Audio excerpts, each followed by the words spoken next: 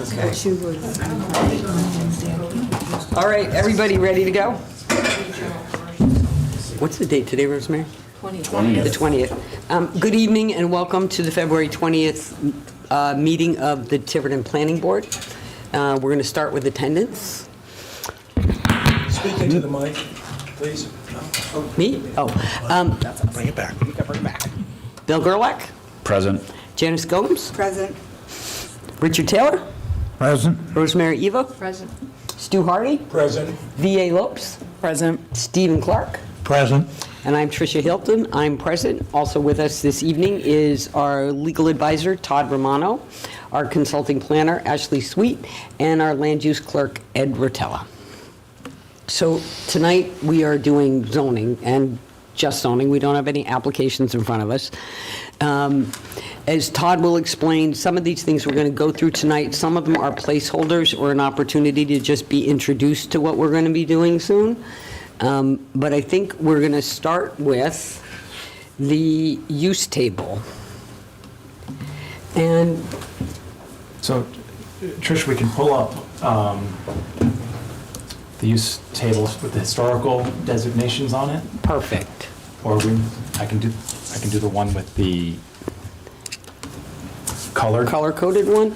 I think the one with the historical designations is probably the best.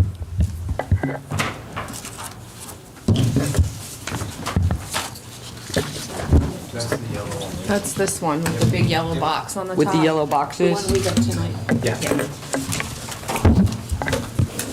What's the one that was sent to us? Same thing? No. That's the one from the zoning revision committee. It's the one with the big yellow. Just wondering what that was. Yeah.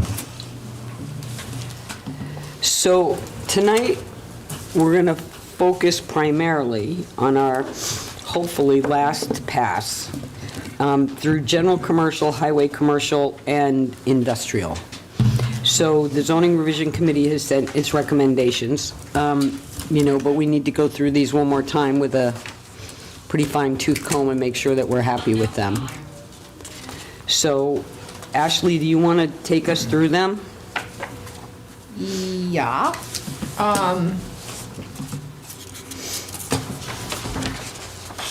We want to go through, don't we want to go through this one though?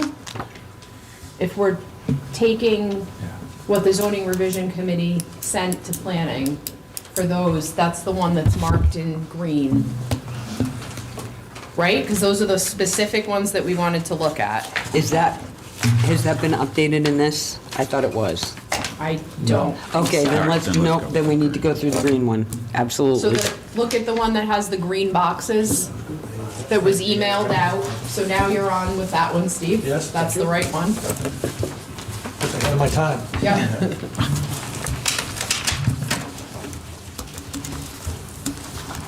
So we should only need to look at those green boxes because that's the difference between what the planning board did with special use permits, and then the zoning revision committee made some suggested amendments to that, and those are marked in green cells, and it's crossed out and underlined with the new proposed use. So we need to make a decision for those if we are accepting that recommendation or if we are changing, or if we're keeping it the way that, the planning board had originally had it. And do we have enough information to understand the rationale from the zoning board as to why they changed? Test my memory. Hopefully between Tricia and I, we can tell you what that rationale was. It was done a little bit ago. Oh, Susan Anderson will be able to tell you what the rationale was because she writes everything down. Yeah, if you get confused, we can ask Susan. I also think, though, keep in mind, whatever the zoning revision committee has sent up, that doesn't mean that the other uses are off limits for us to discuss. So if you see something that you think, well, why is Yeah, that way? true. Or I think that should be different. This is the time to speak up about it.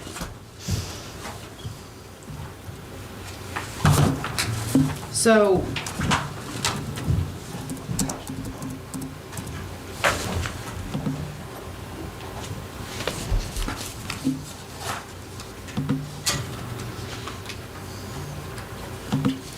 the first green boxes are under Section 2H, family daycare.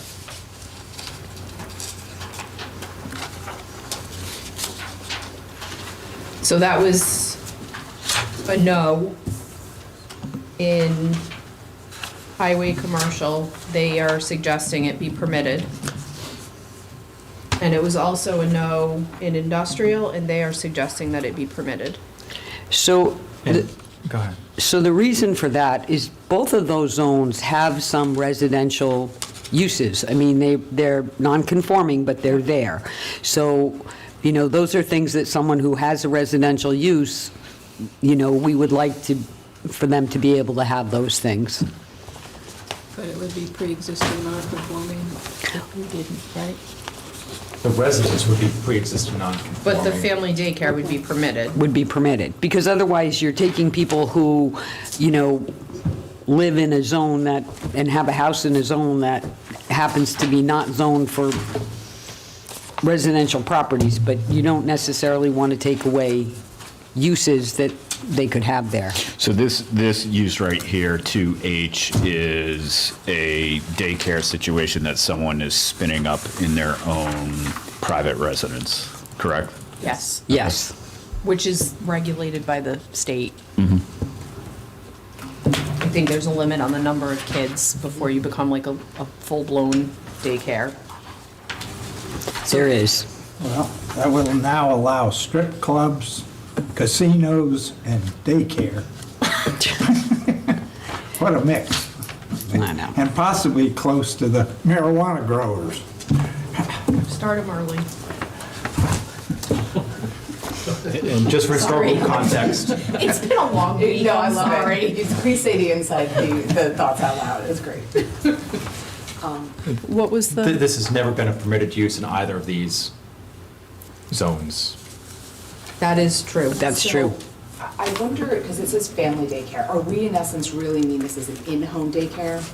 It is, and this, It's- the there's state a- puts a limit, there's a definition for it that separates it from a commercial daycare, but essentially, you know, I can't remember what the number is, but Ed said maybe 4. I think it's like 4 children, where, you know, somebody's watching 1 or 2 Yeah. children in their home. Everybody good with that? Any comments?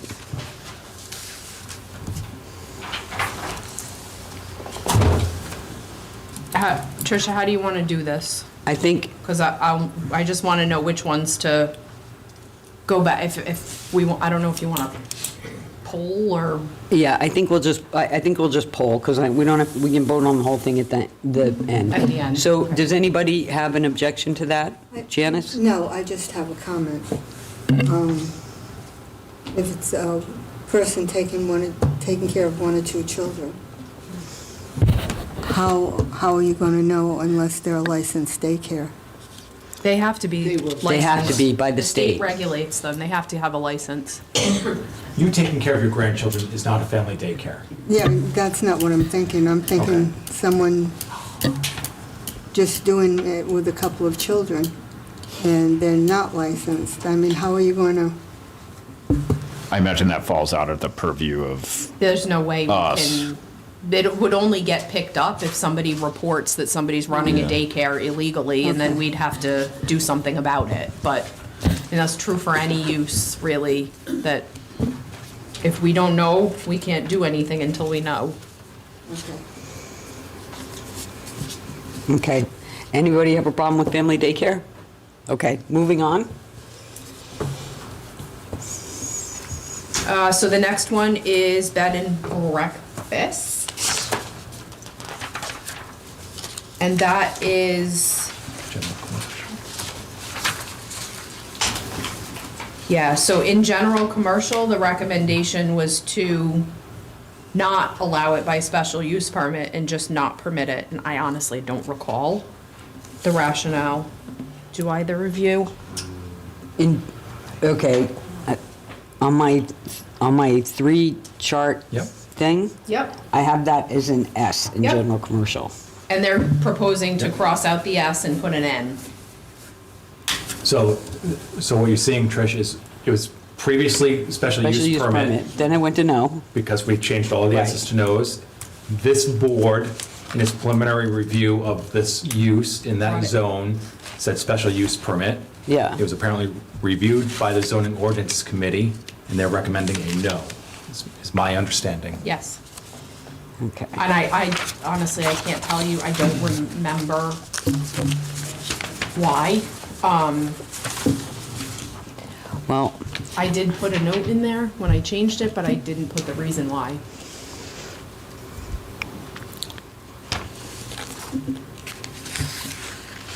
I don't necessarily have a problem with it. I mean, I've had this conversation in other places about bed and breakfast, and I think the reality is that they're a dying, it's a dying industry because short-term rentals have just taken over. Yeah. You know, we had, I think Jamestown, when we talked about this in Jamestown, they reported that they used to have like 4 and now they have 1 left. And they talked to that person and that person's like, the short, you know, VRBO and Airbnb killed me. Right. Not to say that that means you say no, I'm just saying I wouldn't be overly concerned that there's gonna be this proliferation of bed and breakfasts. I don't think that's where we are Yeah. right now. I mean, And also keep in mind that general commercial is a pretty small area. it is. It has to do with. I'm okay with it then staying as a special use permit, and we have performance criteria for it already. Okay. I'm fine Everyone with agree? it. Everybody else? Okay. So we're not gonna change that one. All right, the next one is L, home occupation, and I think basically the same thought process for the family daycare, that this is a residential allowance, and we have residences in these zones, albeit non-conforming. We don't necessarily wanna take away their ability to operate out of their house. Right. So these are recommended to be changed to a P.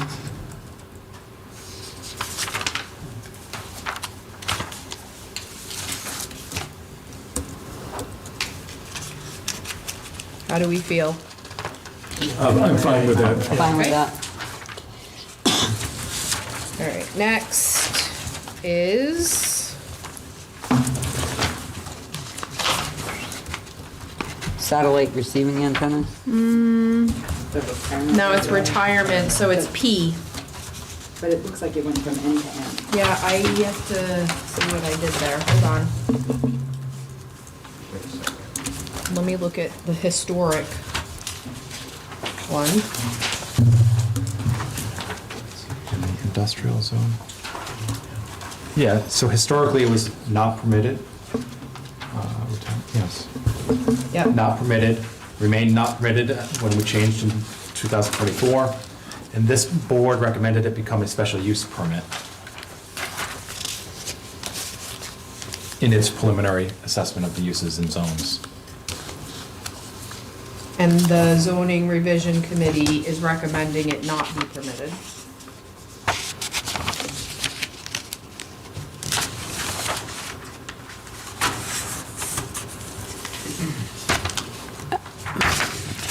I'd opt to keep it as a special use permit. But I do think that the criteria that we have for it now is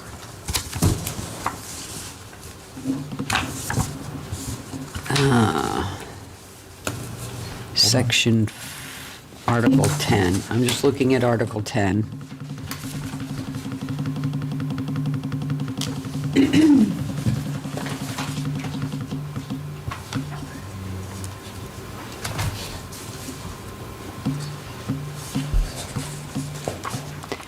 Ed, do you have a printed copy of Article 10? We just, Let me print one out real quick. If you can print one out and then It'll be you, easier to. and you can read us that, then I won't be scrolling I through can looking read it through to it. you. You got it, Ashley? I have it on my screen. But it Okay. says Article 16, Section 5. Yeah, it's a special It's a use permit. special not- use not permit. Article 10. Oh, I'm sorry, Article 16. I'm So looking, it's.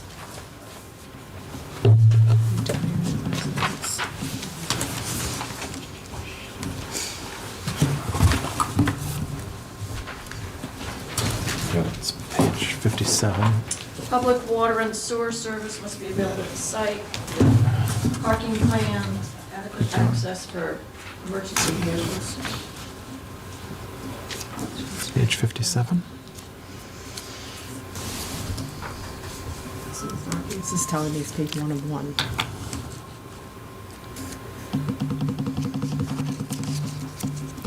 Three, okay. Keep going. You were still on article. You're in the performance standards. Okay. It's at the very bottom of the page, yeah, there. State license. Do you want me to, I can. can you read it out Yeah, loud, Public Ashley? water and sewer service must be available at the site. The applicant must provide written confirmation at the preliminary plan stage of review from the applicable water and sewer authority that there is adequate service available for connection. A parking plan stamped by a qualified engineer at the preliminary plan stage of review with safe pedestrian circulation and clearly marked crosswalks from each parking area to the building entrance. Adequate access must be provided for emergency vehicles, and a fire safety plan must be approved by the local fire department prior to construction. I think that's pretty good. I do too. So I'm in favor of an S. Anybody else? No concern. I'm good with an S. Okay? This is good. I'm sorry, Rosemary, what did you say? No, you have more overview on it, just an S. Yep. All right, the next one is section 4B. It's a nonprofit organization, club, lodge, social, or community center building. This was proposed as a no in highway commercial. And the zoning revision committee proposed it as permitted. Highway commercial. And we do have performance standards. Could you read those out? Yes, I can, just 1 second. Just tell me what page. Mine might be different than yours. All right, I will. No, it should be hold the on. same. Ed, will you print out a copy of Article 16? Because I think if we have it on paper, this will be faster than, like, I'm scrolling as fast as I can to get to it. Nonprofit organization, performance criteria, building footprint may be no greater than 20,000 square feet. In the R120 and waterfront zones, leasing of on-site facilities to third parties is prohibited. R120 and waterfront zones, meals may be prepared and served on the premises for members and their guests only, no commercial kitchen allowed. No more than 30% of the gross floor area may be used as office space. Sleeping facilities are prohibited. In the R120 and waterfront zones, service of alcohol, including consumption of alcohol via bring your own beer, bottled wine, etc., is prohibited unless a one-day license is issued by the council. Parking shall be provided on-site to prevent overflow into residential streets. Parking area must be clearly marked and must direct traffic away from residential neighborhoods and stamped by a qualified engineer. We did say in here that you're subject to both, right? Performance standards and special use permits. Yes, right? Because Criteria, they're yes. very different. Yes. Okay, just making sure. At the preamble to the performance We standards and said- special use permits say Okay. both apply, the more restrictive apply. No, that sounds good to me, and I remember a fairly long discussion about that. Yeah. I think we covered that pretty adequately. So this would permit that nonprofit organization, club, lodge, social community center building in the highway commercial. I want to say maybe the original rationale behind the planning board was that there's not a lot of commercial, highway commercial, and There are only two neighborhoods of highway commercial, and one may go away. Right. so I think probably the thinking there was that it should be reserved for commercial, like business, as opposed to nonprofit club. Where do we get a copy But of it the is performance permitted. standards? Where do you get a copy of the Yeah, performance? copy of the performance standards and criteria. They're online on the You've town website, been and given- you've been provided copies. Yeah, we've all had about a dozen copies. I just couldn't find mine I know, tonight. which one's the current one? The one that's titled PB approved 11/12/2024. If you, yeah, It's at the top of every page. Zoning amendment, PB approved 11/12/24.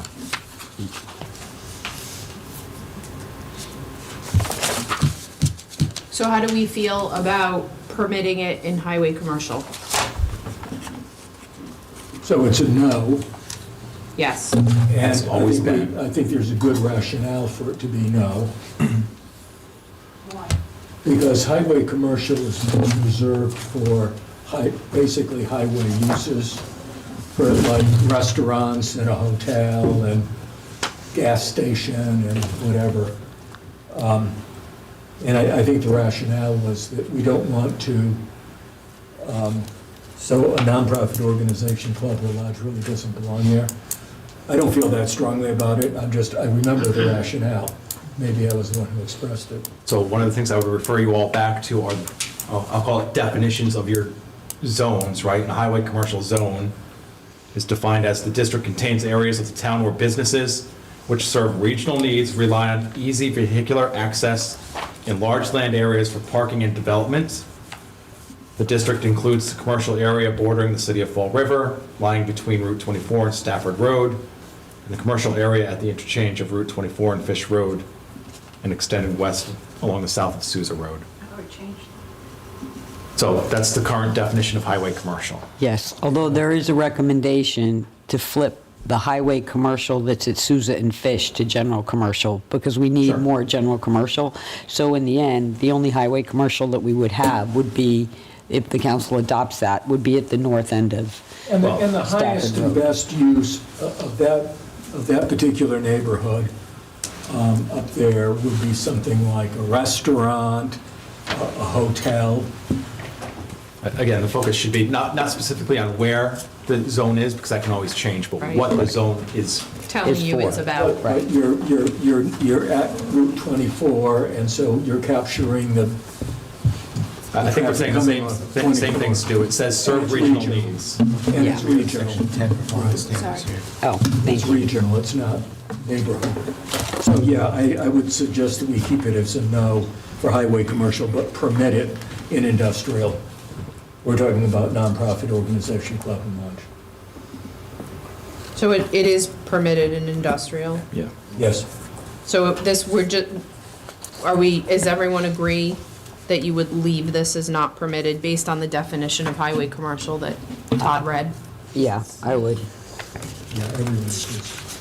So Next. Next is, Did we capture that? The disagreement there? what's that? well, you know what? Trish, do you want to poll the board to see, or is everyone? I just agree? want to make sure, like, from a note-taking perspective. Oh, yeah, I'm not doing it up there right now. I'm doing, and we're both I'm doing it on on paper. There we go. So next is It's medical G, center. medical center from 20 to 40,000 square foot building footprint, and I will tell you that, I've got it right here. do you? Okay, go. The performance standards, do you want the performance standards? Yes, Yes, please. please. The facility shall be dark sky compliant. Public water and sewer shall be available at the site. Applicant must provide at the preliminary plan stage of review written confirmation from the applicable water and sewer authority that there is adequate service available for connection. Parking shall be provided on-site to prevent overflow into residential streets. That's 3 pages. The parking area must be clearly marked and must direct traffic away from residential neighborhoods. Parking plan shall be designed and stamped by a qualified engineer. So the proposal is to change it in the industrial zone from not permitted to permitted.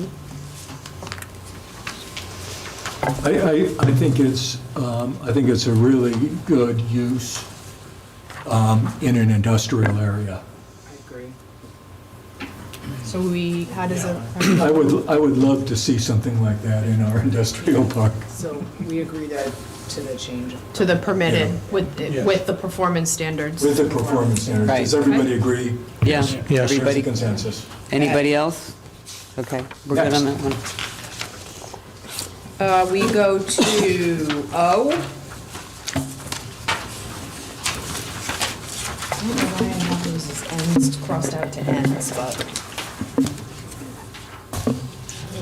Because they were changed, they were originally special use.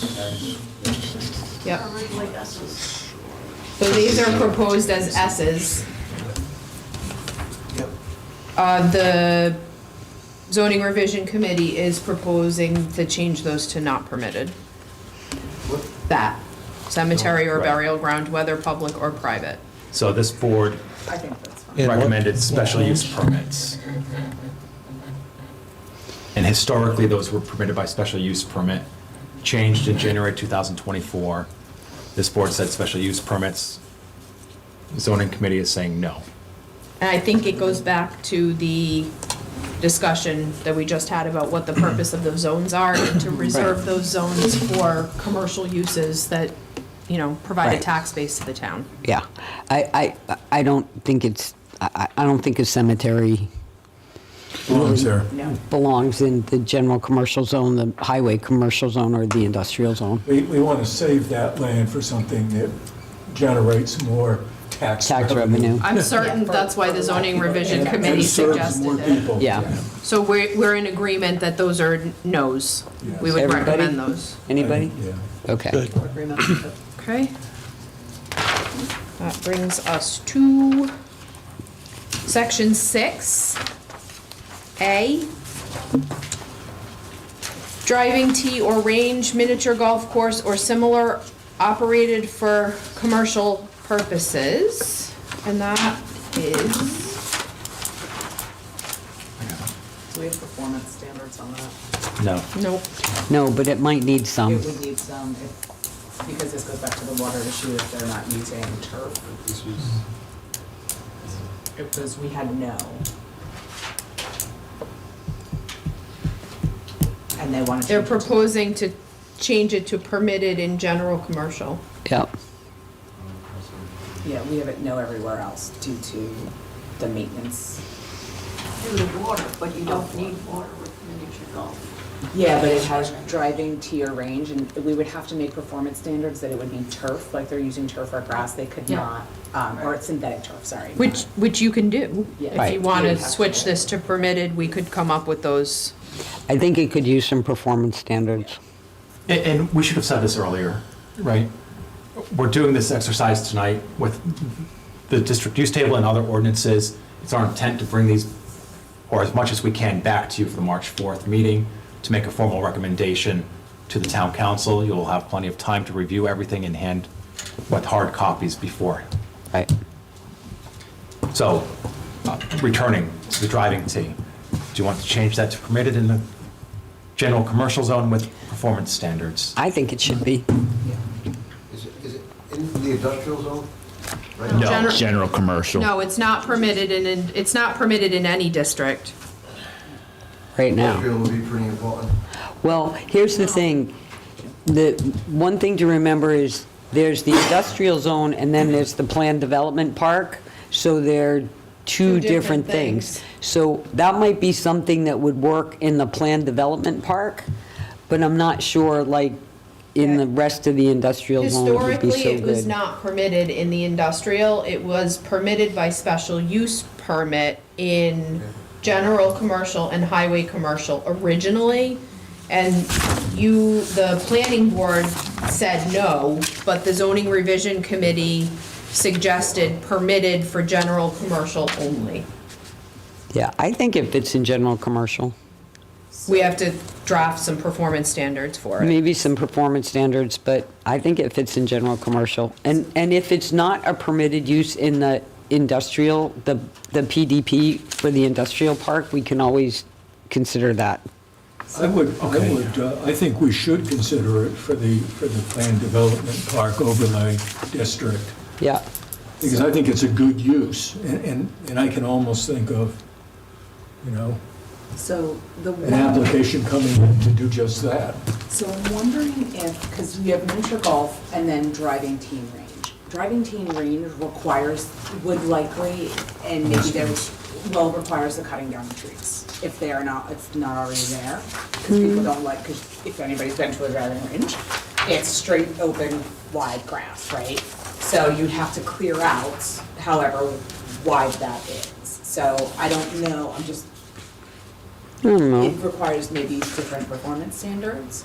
I don't know. I mean, I don't know. I mean, I think recreation things are good, and the lot coverage in general commercial is already pretty high anyway.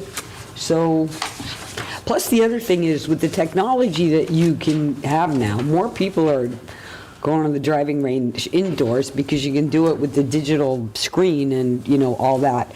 And now they're starting to have outdoor versions of that where there's, That Top Golf is Top Golf. fantastic. yeah, where it's, where, It is the performance standards. We Sorry. have to split them, because that's exactly, Yeah. Top Golf is indoor, it's AI sort of. right, but now there are outdoor ones that are like the indoor ones where they, where they can project onto a screen. You don't need a big driving range. You're outdoors, but you're shooting at a screen.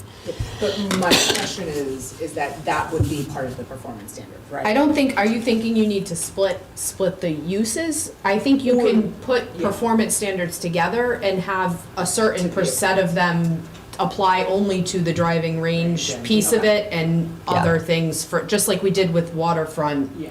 performance standards. So if there's a specific concern for the driving range, we could add an additional standard for that. And we can do some homework. I mean, I have artificial turf already, but if there's others that you think of, let me know and we can do some homework and find stuff. Yeah, Yeah, just wanted and I'm gonna make a note for the PDP to add this as a use. Well, and that's what I was looking at, excuse me, the PDP ordinance.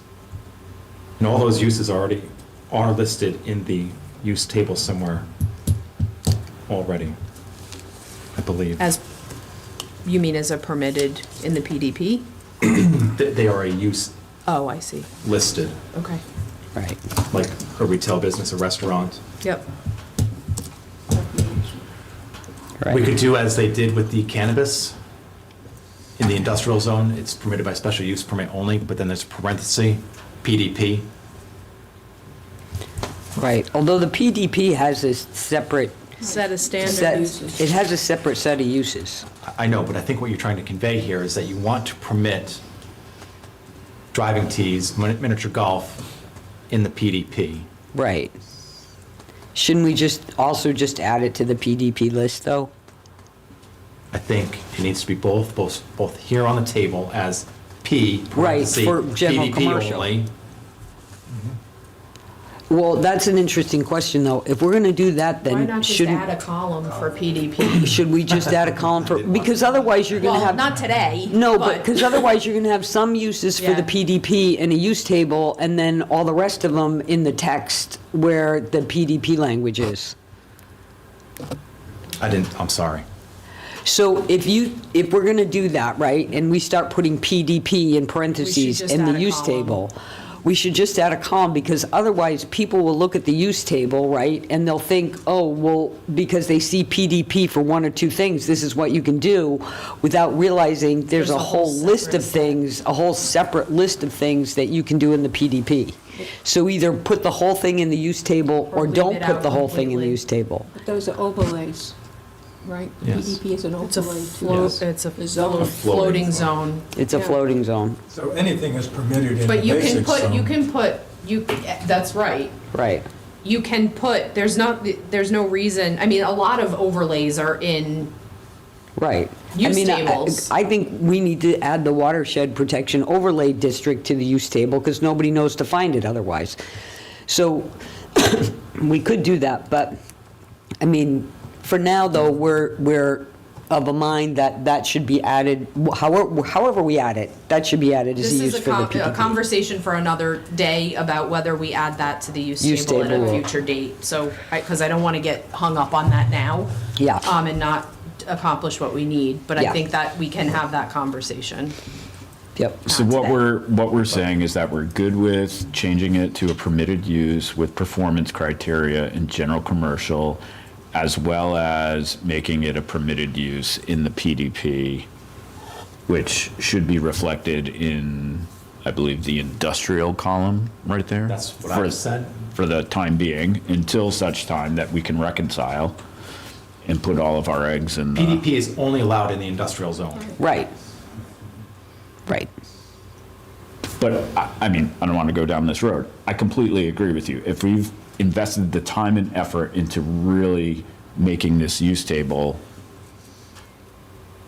updated. Right. And very clear to the general public, We- we're looking at it.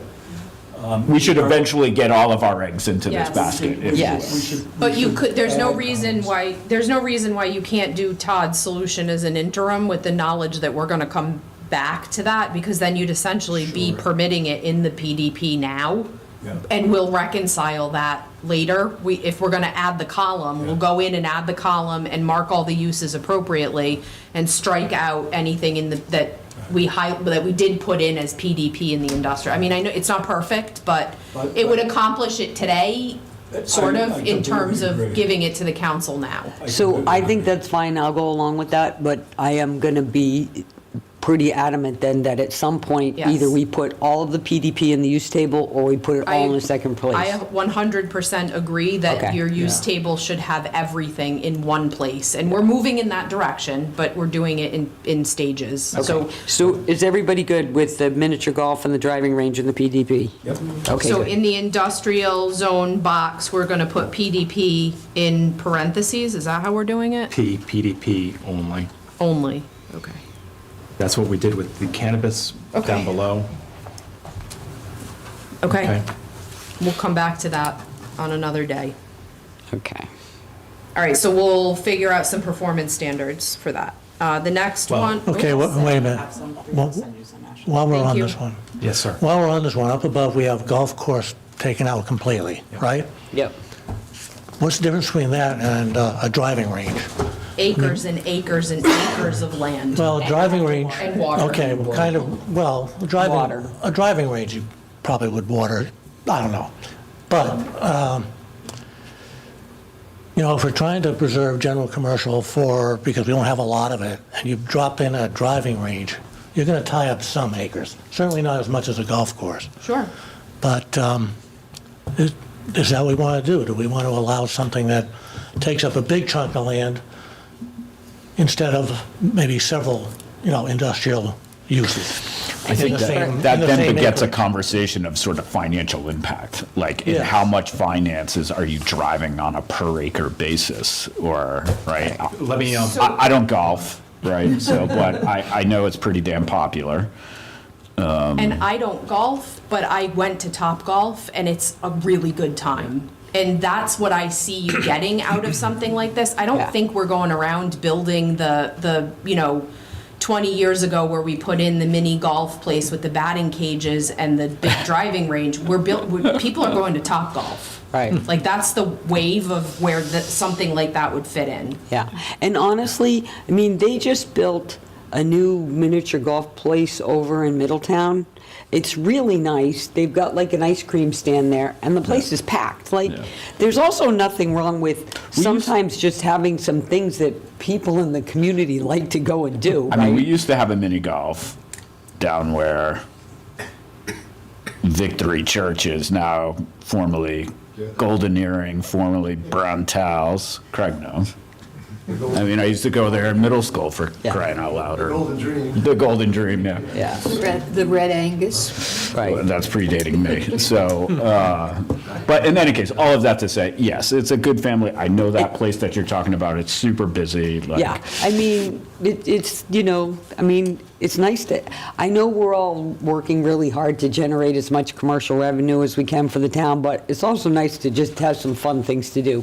Counselor Comito is raising his hand. So, I mean, the only concern, and this was one of the things that I put on my, to bring back, was Longplex, because Longplex is looking to have some type of driving range, and I don't know if it falls into the PDP. It does. It does. That, So, I mean, as Yeah, long they're as it in the falls in PDP. somewhere, Yeah. at the ice skating rink, he's looking to have some type of driving range. I don't know if it's a videotype or a.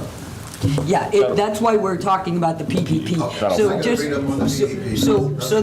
so the PDP, just so everybody knows, is basically a zone that overlays the current Tiverton Industrial Park, Business Park, whatever it's technically It being has called its these own days. set of uses and standards. Right, for it has its own development. stuff. But to Stu's point, also gets the benefit of everything in the industrial Yes, zone. in the underlying zone. And it can move.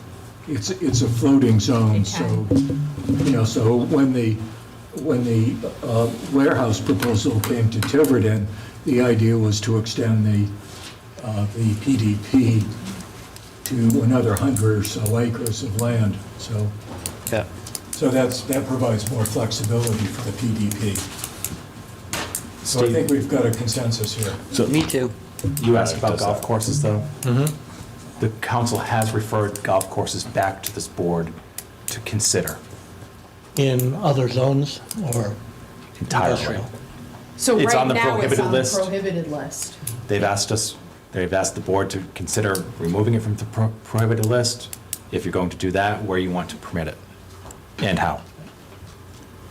So that'll be revisited. Yes. It will be, But not tonight. Are we in agreement? yeah. Yes.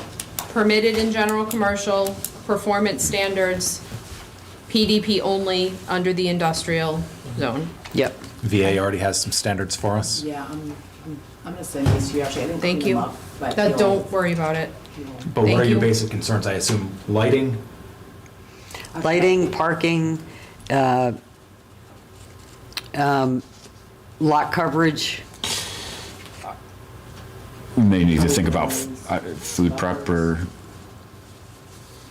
I don't know. Well, you can have more than one business in the general commercial zone. So we allow restaurants. So if somebody on that property wants to open up a ice cream parlor or a hamburger stand, they'd be allowed to do it if they meet all the other criteria. Yes. Okay.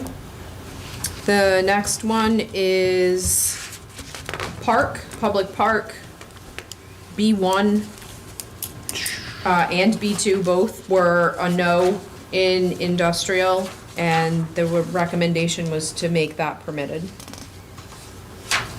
They have always been prohibited in the industrial zone. I think that they should be permitted. I do too. I mean, it's really an open space thing. If the town acquires a piece of, a public park has to be owned by the municipality. It's not a private park, it's a public park. But that means if for some reason open space gets deeded a piece of property, or, or we end up with a piece of property in a tax sale that's not really buildable because it's, but it's there, and, the town wants to make a small recreation area, they can do it. Yes, and keep in mind that all of the industrial is in North Tiverton. And North Tiverton is the very place where we need parks. Right. We need more parks. But it would only be owned by the town, so, it would only be if the town decided they wanted to do it there, not a private entity. Does everybody agree with that? Would be taken off the tax rolls.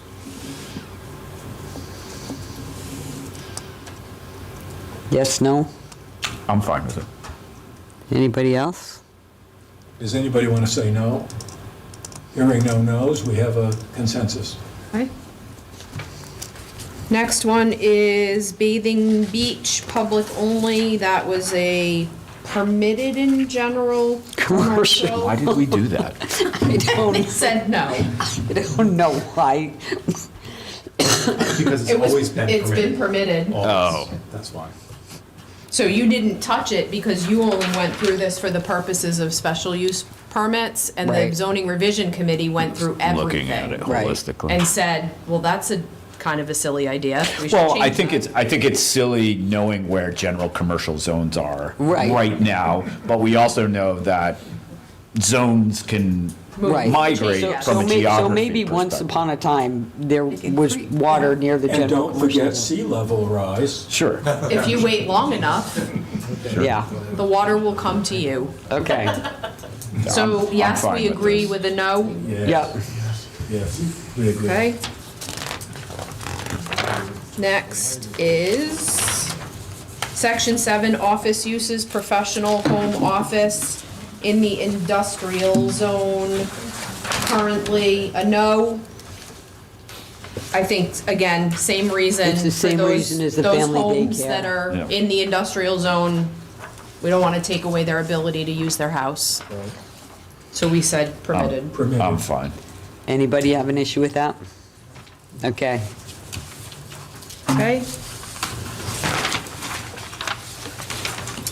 D, this is any of the above permitted uses with this section that includes a drive-through.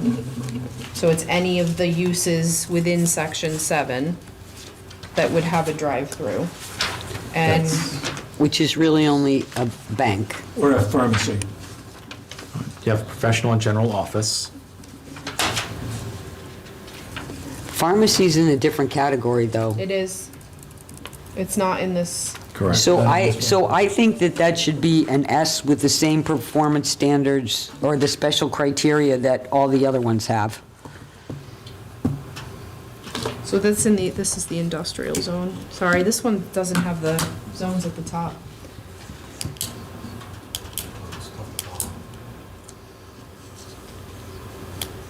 So how do we feel? This one I doesn't? think it's fine. The I one in think- green doesn't. Well, it I didn't think an print. S for industrial is fine. Yeah, that is weird, huh? It didn't print. That's so strange. From end to end. Well, Writing it in and counting. well, it's interesting, like if you look at the next section 8, restaurants and entertainment, there's a similar situation here where it's like any of the above uses in the section with drive-through. Yep. And the zoning board changed the no to a S, whereas in the one that we're talking now, it's no to a P. That's a different category, isn't it? Yeah, no, it's a different category, but like, Yeah. why, I don't know, it seems, I think, Well, that's why we're going through this I- exercise. yeah. I think that should be an S with the same special, for this, with for the same anything with a criteria for drive-through. anything Yeah. with a drive-through. We have standard criteria now for that. I So we're- can't say for sure, but I think that I would think the only reason they would have said P instead of the S is if you look at the uses that are in there that would have a drive-through. I think we came to the conclusion probably that it was just gonna be a bank, It's only a bank. and that a restaurant drive-through is a way different It's a way different situation, where you have situation. double lanes With way and, more traffic. so I Yeah. think that was the reason. Okay. But if you wanna change it to a special use for a drive-through, that, we can do that. I think it should be, just because of the traffic and the queuing and making sure that it, like, there's a, Just to have oversight. and have oversight of it. All right, so that turns to an S. I agree with that. Everyone's good with that? All right, next.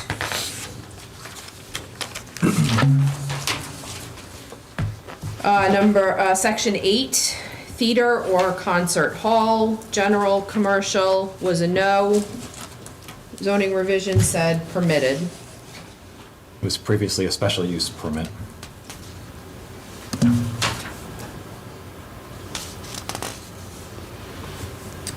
I'm okay with it.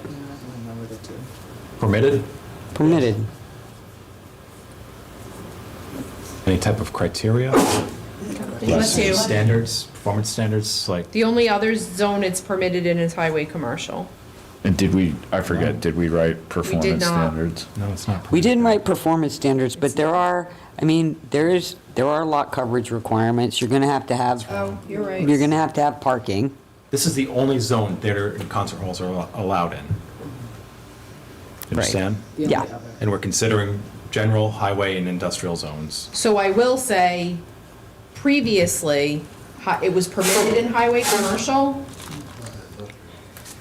It's not industrial. It's not industrial. It was previously permitted in highway commercial, and it got changed to a no and got left as a no. I think that was the only area. It was previously permitted in village commercial and general commercial as a special use permit. And it got changed to a no and kept as a no, which would mean if you follow the planning board recommendation, it's not permitted anywhere. Well, it looks like it's permitted in highway commercial based on this file that. That's wrong. Okay. It's not. So it's not. Okay, I can tell you from the zoning revision committee, the zoning revision committee recommended that it be a P in general commercial and in highway commercial. Okay. That's why you see the P in the green table, because Right. the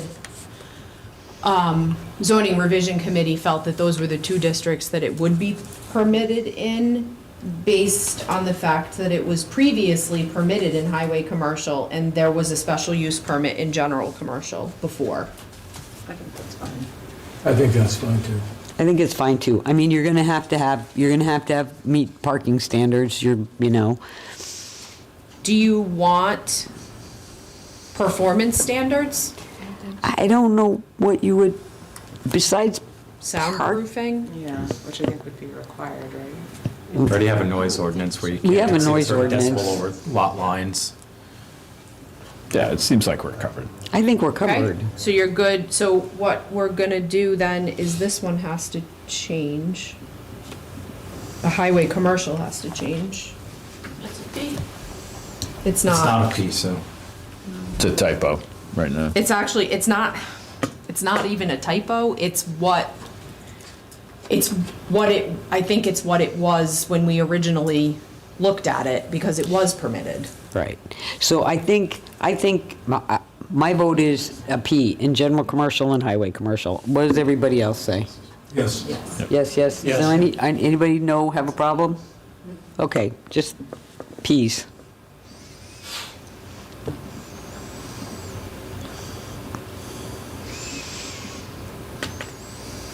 Okay. Next is drive-throughs.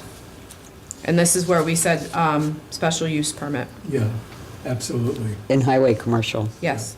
And that gives us the protection we need as a. right. And we need the same specific criteria that we have for the other drive-throughs. That note is missing. Well, we need a note there. We need to add the note. We need to add the note.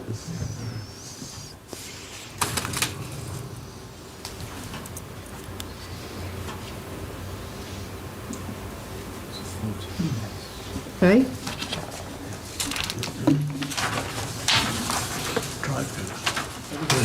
Section 9, C, specialty services including but not limited to printing shop, photo studio, interior decorating shop, catering service, industrial zone, it was a no.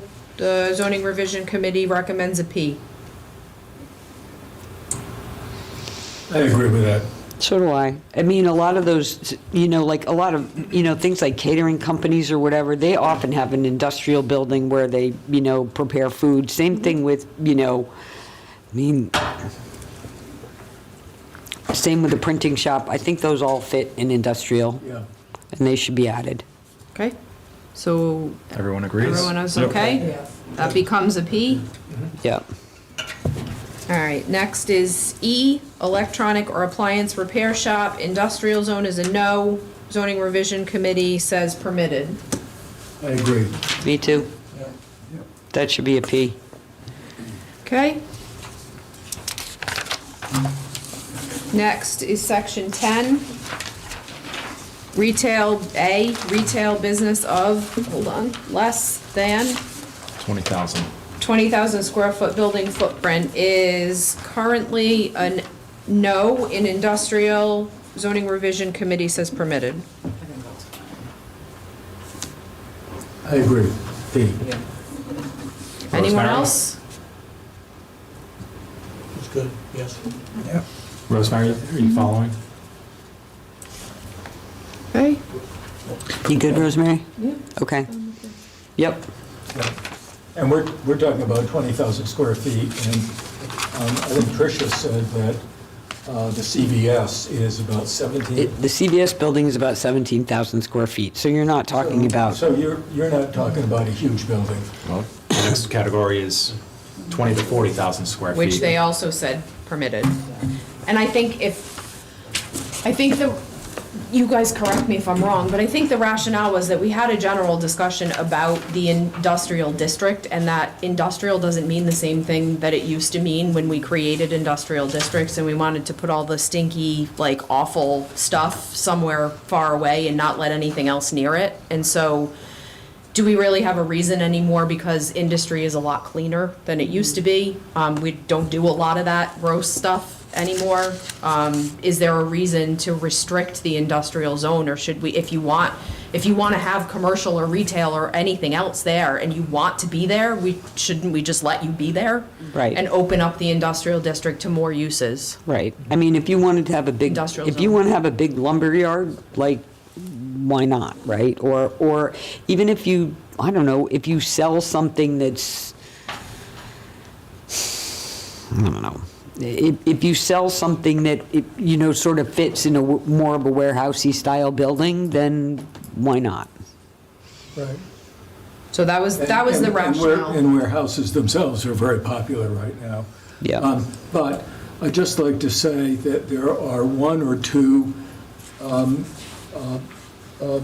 areas of town, multiple parcel areas of town that are now zoned industrial, that we might want to think about changing that zoning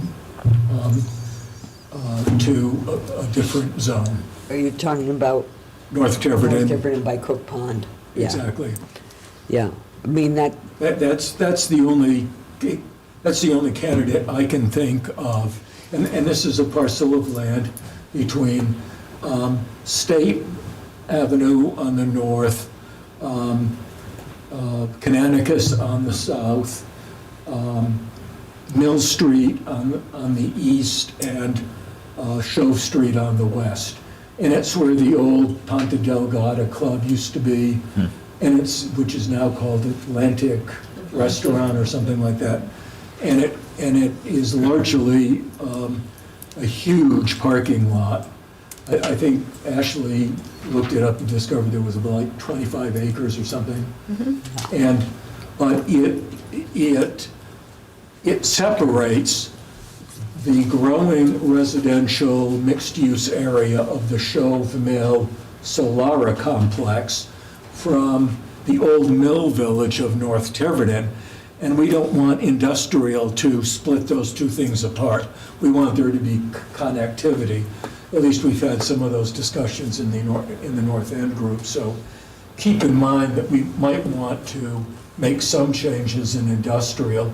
And the other thing I'd like to say about industrial is the comprehensive community plan asks us to consider two types of industrial, a more intense industrial and a less intense industrial. But you know what? I think we've already dealt with that with waterfront.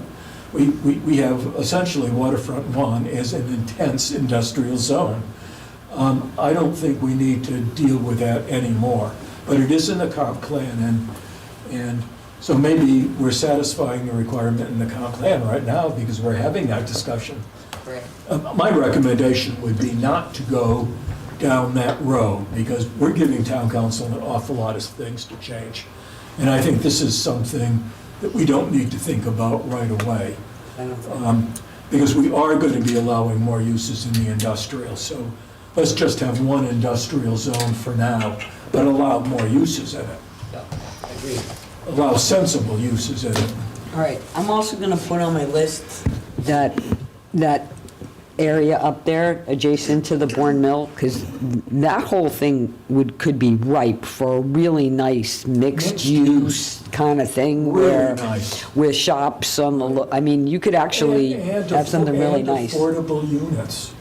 The zoning revision committees talked about that at kind of at length. Yeah, so. And the North Tiverton Committee has also talked about that because of the proximity to Main Road in North Tiverton, and actually the zoning for the form-based code zoning actually hooks over and comes down and connects to that location. And so we talked about the idea that there's a connection there, and that we should capitalize on that connection and look at rezoning that area for more of that kind of mixed use that would fit in with, you know, the form-based code districts that are on Main Road. And density is no problem in that area of town. No. That would not be controversial at all. Okay. I do have one question, and I don't remember this. Did we or did we not have an upper size limit for,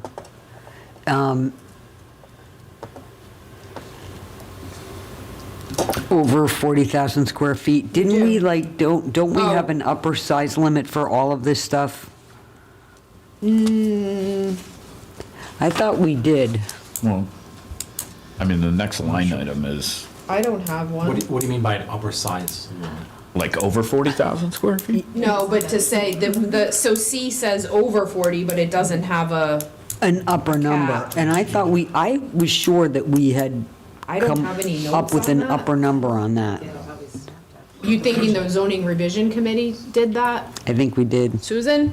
Well, I don't have my big pack with me. I just brought what I You, needed. how do you shouldn't leave home without that. Between You now. never know when you're gonna be at a meeting between- and need to tell us what we did. Between now and our planning board meeting, We I will can go check. back through my notes, because I'm pretty sure we set a limit, like, so, you know, nobody wants an 800,000, you know, square foot building kind of thing. I think these all had an upper limit that we talked about at zoning revision. I remember that discussion as well. Yeah, see, Stu remembers it too, so I'm gonna go back through my notes and find that. All right. So we can discuss that Yeah, we can. next time, yeah. but we're in agreement that the retail between 20 and 40 is permitted in industrial? Yep. Okay. So the next one then is C, where we added the language building footprint to make it consistent with the others, because it was missing those words. It actually should be square foot building footprint. To make, so that way everything's the same. And then the recommendation was to change the not permitted to a special use permit in highway commercial. And if we do that, we need specific and objective criteria.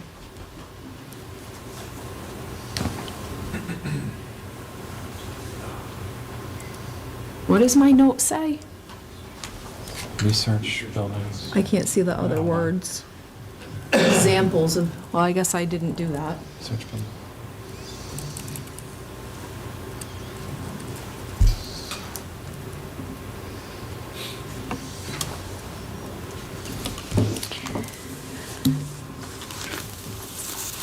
How do we feel about a special use permit in highway commercial for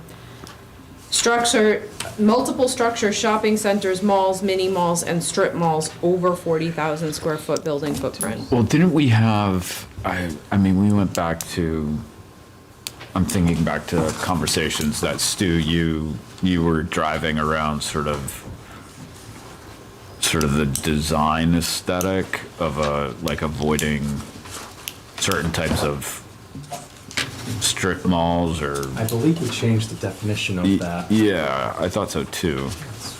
I guess I'm trying to get at, are we starting from scratch here with?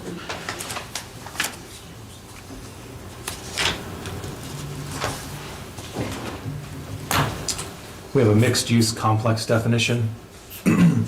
A development of one or more commercial establishments, primarily retail, office, and/or consumer service, oriented in nature, located on a single parcel or contiguous parcels and consisting of an aggregate of 5,000 gross square feet of floor space or more. For the purpose of this section, any structures located within 20 feet of each other shall be deemed to be connected structures. These developments may include, but are not limited to, a variety of retail shops that specialize in food, quality apparel, hard goods and services such as grocery stores, department stores, real estate offices, dance studios, florists, and small restaurants. Such developments shall be considered land development projects as defined herein, and shall be reviewed as major land developments in accordance with land development and subdivision regulations and design standards of the town of Tiverton. Yeah.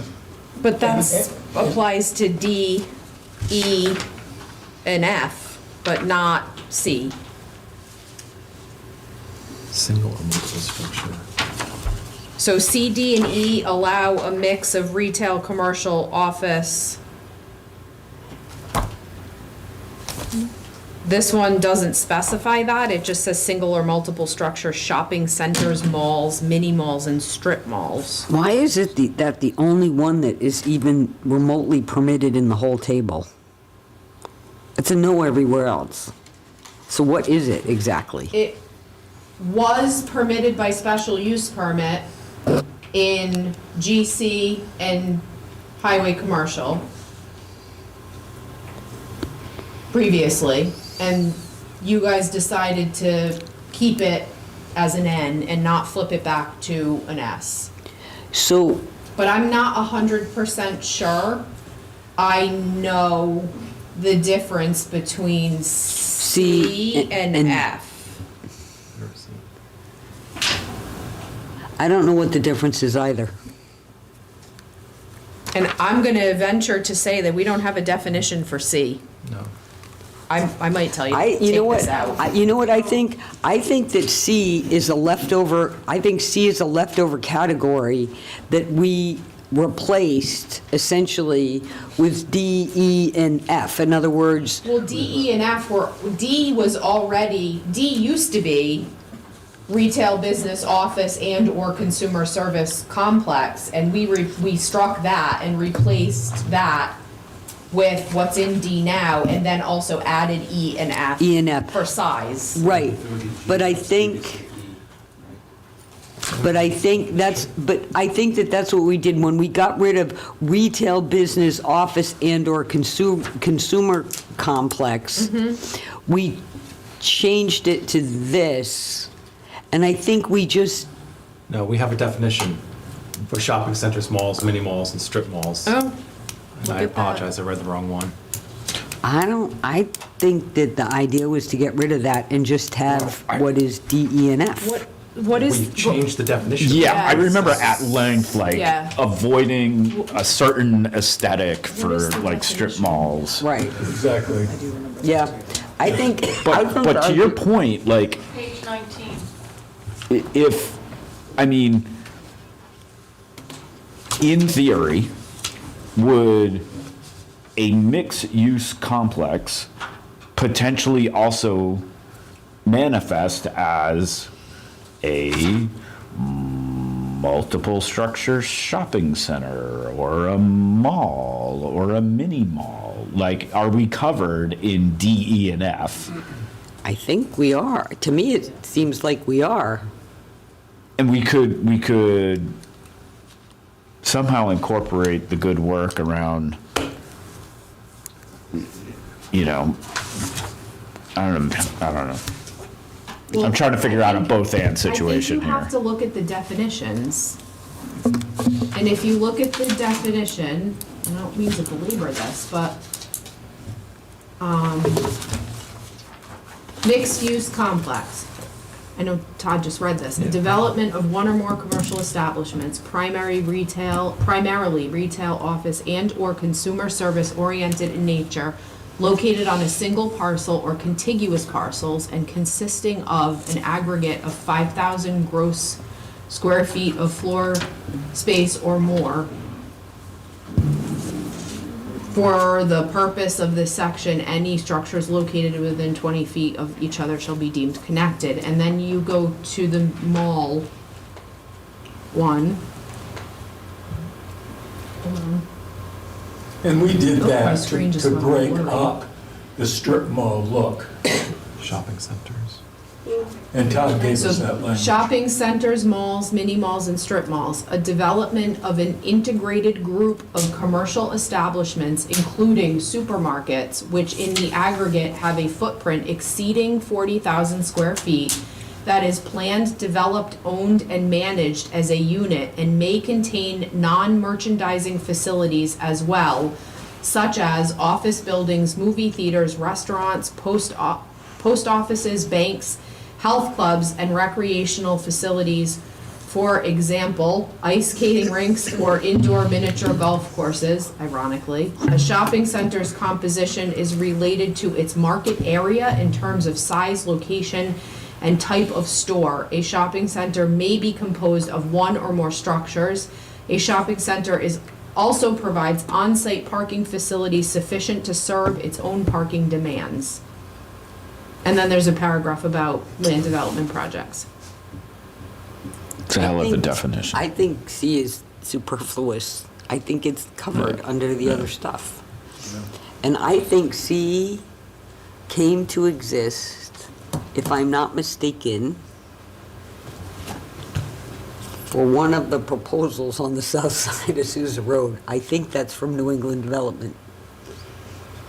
I think it got put in there for that. I mean, I think the question is there anything in the definition of C that is gonna give you different allowances than F? Because that's a mixed-use complex structure of over 40,000 square foot building footprint for retail, commercial, and office use permitted within the district by right or special use permit. I mean, the only sort of thing I see that's different is that the zoning revision committee was pushing for line item C to have a special use permit in highway commercial, but if you look at line item F, It's industrial. it's in industrial and it's no Yeah, in I- highway commercial. Yep. I mean, that's the only distinction, I mean, or difference, rather. I think the other important distinction is that in C, it doesn't specify the uses permitted within have to be permitted in the district. Like, it just says single, multiple structure Right. shopping center, so does that mean I can put anything in there? Yeah, I think C should go away. Yeah, I I agree. kind of tend to agree. I think C needs to go away because I think D, E, and F cover all of it.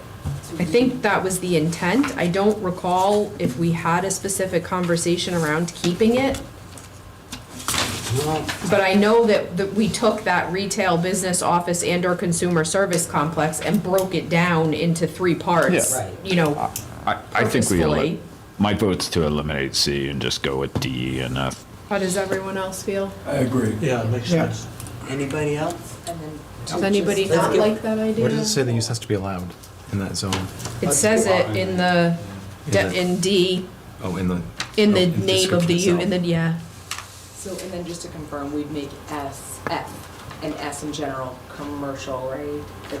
Or sorry, I lied to you. We'd make it an S in highway commercial, and we'll discuss S in industrial. Is that correct? You lost me. For which So- one? so- Because we're deleting C. We're deleting C, where they wanted to make that an S in highway commercial. Mm-hmm. We would then, I assume, carry that S to. You could carry that S to F if you wanted to. They proposed to allow it in industrial. Yes. And maybe that's the distinction. You either have to do what VA is suggesting, or keep C.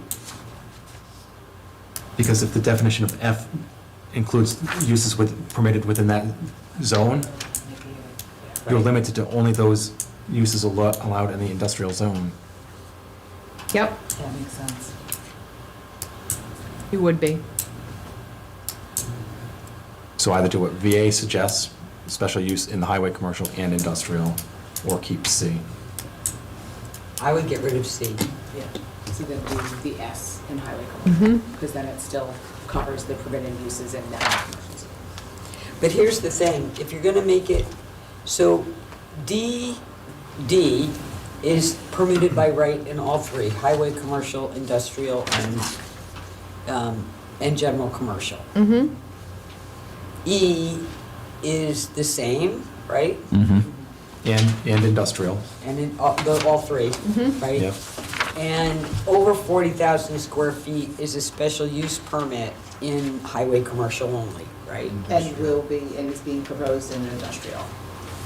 You can do more than that if you want, Trish. Well, no, hang It on. becomes very big, right? If Right, I mean, over 40,000. 40,000 square feet gets big, right? And I'm not sure, given that this is a mixed-use building, I'm not sure an industrial, I don't know. I almost think that the over 40,000 square feet belongs in highway commercial and just in highway commercial, because an over 40,000 square foot mixed-use building or buildings in the industrial zone doesn't really make sense to me. It doesn't make sense to you? Not in the industrial zone, it doesn't. And keeping in mind that the industrial zone goes all the way up Fish Road, that's, I mean, potentially a really big building across the street from residential property. Oh, isn't it? So you're talking about multiples? Fish Road, you're talking about Eagleville Road. I think anything over 40,000 is way too big for those areas. It might be okay in the PDP. Yeah, in As the well P- yeah. as well as highway commercial. So do you want to make it a special use permit in highway commercial and in the Permitted. in the PDP? Well, let me ask a question. If you're gonna make it a special use permit, what sort of specific criteria are you gonna add to it? Don't we already have it? I mean, what's the criteria gonna be? I mean, I would imagine they're similar to the ones we've already developed for other uses. I don't know that I have anything brand new that I would, I think we're better off with performance. But this is standards. multiple buildings. It's not just. it one can be Single or multiple. multiple. It could be single or multiple buildings. I mean, in the subdivision regulations, the requirement will be that it will have to have some sort of massing, so it doesn't look like one giant, like, monolithic structure, but. So that's, so between C and D, that's the difference, single or multiple, and D, E, and F is only one, it's saying one structure with Yeah. mixed use in it. No. No, it says it's a complex, so a complex Yeah. can be, Multiple buildings together? yeah. Like Tom's and. Because the provides for it. definition, the defi- Correct. It can be multiple. the definition says that it can be multiple structures within 20 feet Of one. of each other, and that's considered a connected structure. Makes sense. Which also Like- makes like me the think Tom's that this complex. belongs, because we changed all this language, like this is a fragment. Right. That's why I think C is left over from before we. Oh, C is gone. So C is gone. We're beyond that. Yeah. Okay. We're just confirming our suspicion. All right, so let's You're vote. gonna get rid of the definition too then, right? That's how that works? Yeah, that long, complicated Yes. definition, yeah. So we'll just have a definition for the C, for the D, E, and F ones. So I'm okay with the up to 20,000 square feet in all three zones. I think the 20 to 40, I'm even okay with that in all three zones. I am too. But I think over 40 belongs really only Well, especially if there's no upper cap well, to and it. that's why all these things had an upper cap. I'm gonna find the upper cap, but I think that would be fine in the PDP, and I think it would be fine in highway commercial. But I'm just, thinking about the places where industrial is, all along Fish Road, across from those residential neighborhoods, on Eagleville Road. I'm thinking an over 40,000 square foot building. Yeah. None of that there's like, With Eagleville Road, you've got a very narrow, hilly, winding road. And you can, and a huge building is going to generate a lot more traffic. So I completely agree that those buildings, the buildings of that size only belong in the two areas. the Highway- PUD So we're gonna make And the highway commercial. permitted in highway commercial or special use? I would make it permitted. I just flat out make it permitted with performance standards. How does everyone feel about that? I'm fine with that. So you would be eliminating a 40 square thousand foot from Eagle Road? Over 40,000 square foot. Over 40, they can go up a max to 40. They can Yeah, go to they go up 40, to 40. correct, By right. by right, but they can't go to 60. Well, if it was special use, they could go over 40,000 with approval, correct? No. No. Well, no, they could, well, no. 'cause No, it's in not the way it's definition. written, because it's in the actual use itself, and if you don't meet the definition, if you don't meet that use, it's a use variance. Right. So they could not go over 40 with it, you'd have to get a use variance. Do they have two buildings of 40 on the same property? No. No. It's an It's an aggregate. aggregate of 40,000 It's an- square feet. It's an aggregate number. The only other way, if we want to do that, is to set the upper limit low enough, like, in my mind, for some reason, I thought the upper limit that we had talked about was like well over 100,000 square feet, right? Like a giant building. If we want to back that off to say like 40 to 60, and then the upper limit, it was something there, but I don't think you want to, if you just leave it as over 40 with no other upper limit, somebody's got talking a about the upper 200,000 limit. square foot There is none right now. Right, building, I know. which is huge. Amazon distribution building. Yeah. Well, like a- mine- like a- And this an is just a Amazon mixed-use warehouse. complex, right? It's not like, for example, I know we've talked about storage for boats and things of that nature that would still be under the I. So this is just like mixed-use, high traffic. Mixed-use complex. This is under retail business. Yeah, this is under retail, so just so that we're all on the same page, that's the only thing, because I have a feeling Right. that might be. Sorry, Craig, what'd you say? So that would be, that's sort of That's- different than the, That's under the category of retail business. so that's totally different than what I'm referring to. Yeah, that's why I All right, so I have Tricia, that if you want- feeling, you're like, well, what if they want to store, stuff there? That's fine, because that's still under industrial. If you want an upper limit, you can make that a performance standard for what is You currently can. section F. Okay, And then you could give it relief if you felt like it was appropriate. okay. Well, let's So in do addition to that. the regular performance standards for mixed-use complexes, Yeah. we would have an additional one for this 40,000 square foot. I'd be a lot more comfortable with that. I like that idea. So what is your limit then? Well, you're gonna By check right. on that, right? Well, I think our upper limit was pretty high, but I don't know. I feel like it was, now that you're saying this, and I feel like, was it 200,000? Square feet, I- yes. now That's I'm- what it's- I'm- it's that's coming what I back think to our me. upper- because it's I think coming you're back to- right. Wow, it was 200,000 square feet. I think you're Which right. is huge. In Tiverton? Like, if you think about it, like our 120. Yeah, 5 is acre 120, and that's 3 acres, so that seems really, 80. yeah, that seems really high. North Point, And remember, this is the, hold on. This is the footprint. Right, it's the footprint of the building. So here's what I think we should do. I think that between now and Thursday, let's go look and Google some buildings. No, seriously. Well, that's what I That's what I just said I did. was gonna Let's do go- and I didn't. Let's go so Google some buildings and see. It gives you really good perspective. Because then you get a good perspective, right? Like, we know the CVS building is like 17,000 square feet, so that gives us a feel what for that is. Like, I don't know what the footprint of Longplex is, but we should Google that. And then we can Google some stuff in the Fall River Industrial Park, and that'll give us an idea of like, And then you can figure out how what you big is feel big. comfortable. And then we'll come up with an upper limit for it, and then it can be permitted in highway, commercial, and industrial, but it'll have an upper limit. And that limit cannot be increased with a dimensional variance. No. If it's a performance standard, it can be increased. Right. So you have to decide, performance standard on the upper limit or special use?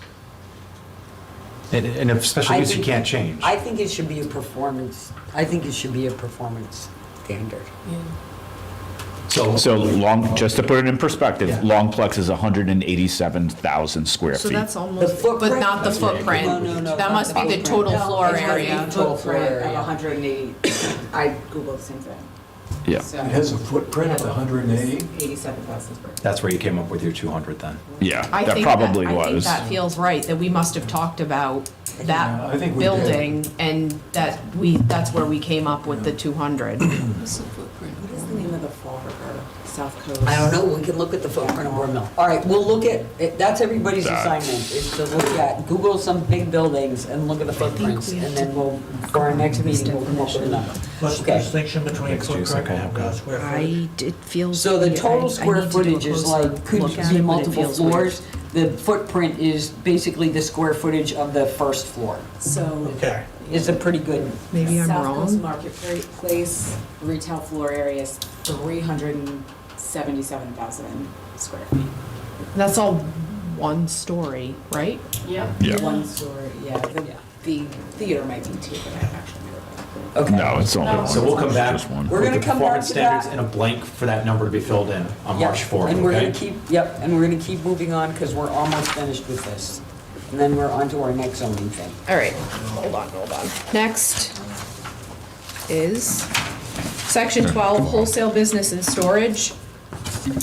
This is A, wholesale business and storage of non-flammable and non-explosive material in a building. It was a no in general, commercial. The zoning revision committee suggests permitted. Yes, And it and was that is, previously- It was- special. Yep,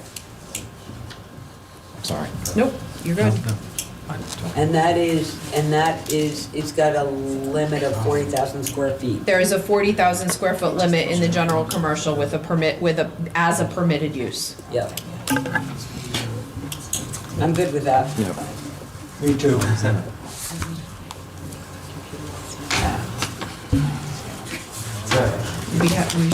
We have to add it to that. Okay, because that's not there yet, right? No, this is Okay. the recommendation Okay. of the zoning revision Yes. committee, is to limit the footprint to 40,000, and what we would do is go into Article 6, Section 10, and add that. Right. If you're all in agreement with that. Yep. Everybody good? Okay. Yes. I am. All right, moving on. Oh, I think we already have that. Do we? Oh, in the industrial zone, we do. So it would also be in the general commercial, the limit. So we'd have to just tweak that language. All right, now, next is, I'm sorry, Ashley. Yep. I just want to make sure everyone's aware of this. We have a 20,000 limit in the highway commercial zone. For wholesale? for that to For be that permitted. permitted use. Correct. How did that happen? W1 in highway commercial is 20,000 square feet. Industrial is 40,000 square feet. It feels like highway commercial and general commercial should be flipped, Yeah, that seemed, yeah. right? You would want You want the 40,000 smaller in on- highway commercial, 20,000 in general commercial, Yeah. and waterfront 1, and industrial would have the 40. Right. Does that feel better? Yeah. Yes. That feels a lot better. That feels a lot All better. right, so we have to switch these. So this is, general commercial is 20,000. Highway commercial is 40. Waterfront 1 is 20 or 40? Waterfront one is 20. 20. And industrial is 40. Yep. Wait a second. Yep, okay, waterfront one. We Yep, good? Yep, yep, I'm good. Okay? Yep. So we'll fix that in the performance standards. Yep. Next is C, mini storage facility. This is in the, jeez, I didn't print the Highway headers. commercial. Sorry. So we Highway must, commercial, it says not permitted, zoning revision said permitted. we And must there have are defined performance- performance standards. There are Yeah. performance standards, Yep. I'm good with that. For the mini storage? yes. So that's a yes in highway commercial. Yep, and we worked hard on the definition for mini storage. Okay. This is GC. So the next one is E, retail outlet accessory to a wholesale or storage use, and the zoning revision committee suggests permitted in general commercial, and there are performance standards. That makes sense to me.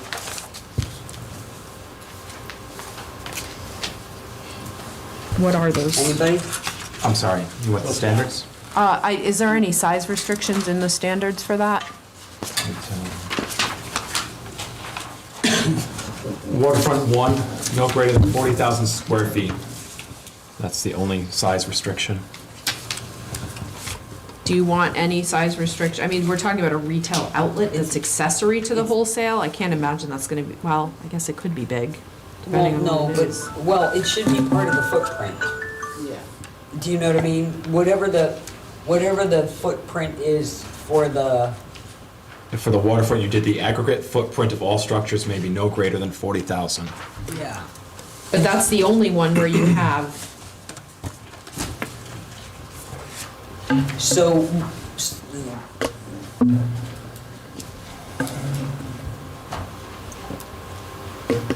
do you want a limit in any other?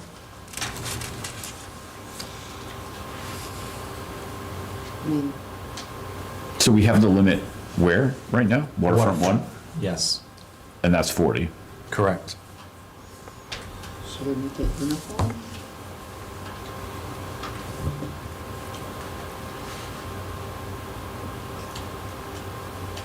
It's also permitted in industrial and in highway commercial. But with no No limit. size Correct. limit. Why don't we do a uniform size of 40,000 square feet?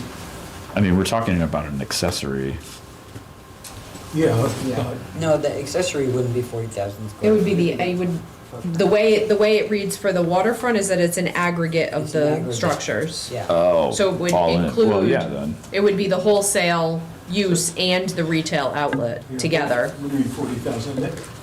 That So seems what right. do we So just a uniform 40,000 for all of those districts. No, but we just talked about the sizes for wholesale business and general commercial, right? Yes. We just set those. So that should be an aggregate. Yeah, general commercial, the aggregate footprint is 20,000. That's what it says. We just set those a minute ago. Yep. Whatever Well- that number is, that should be the aggregate number. For E. Yeah. 20, No.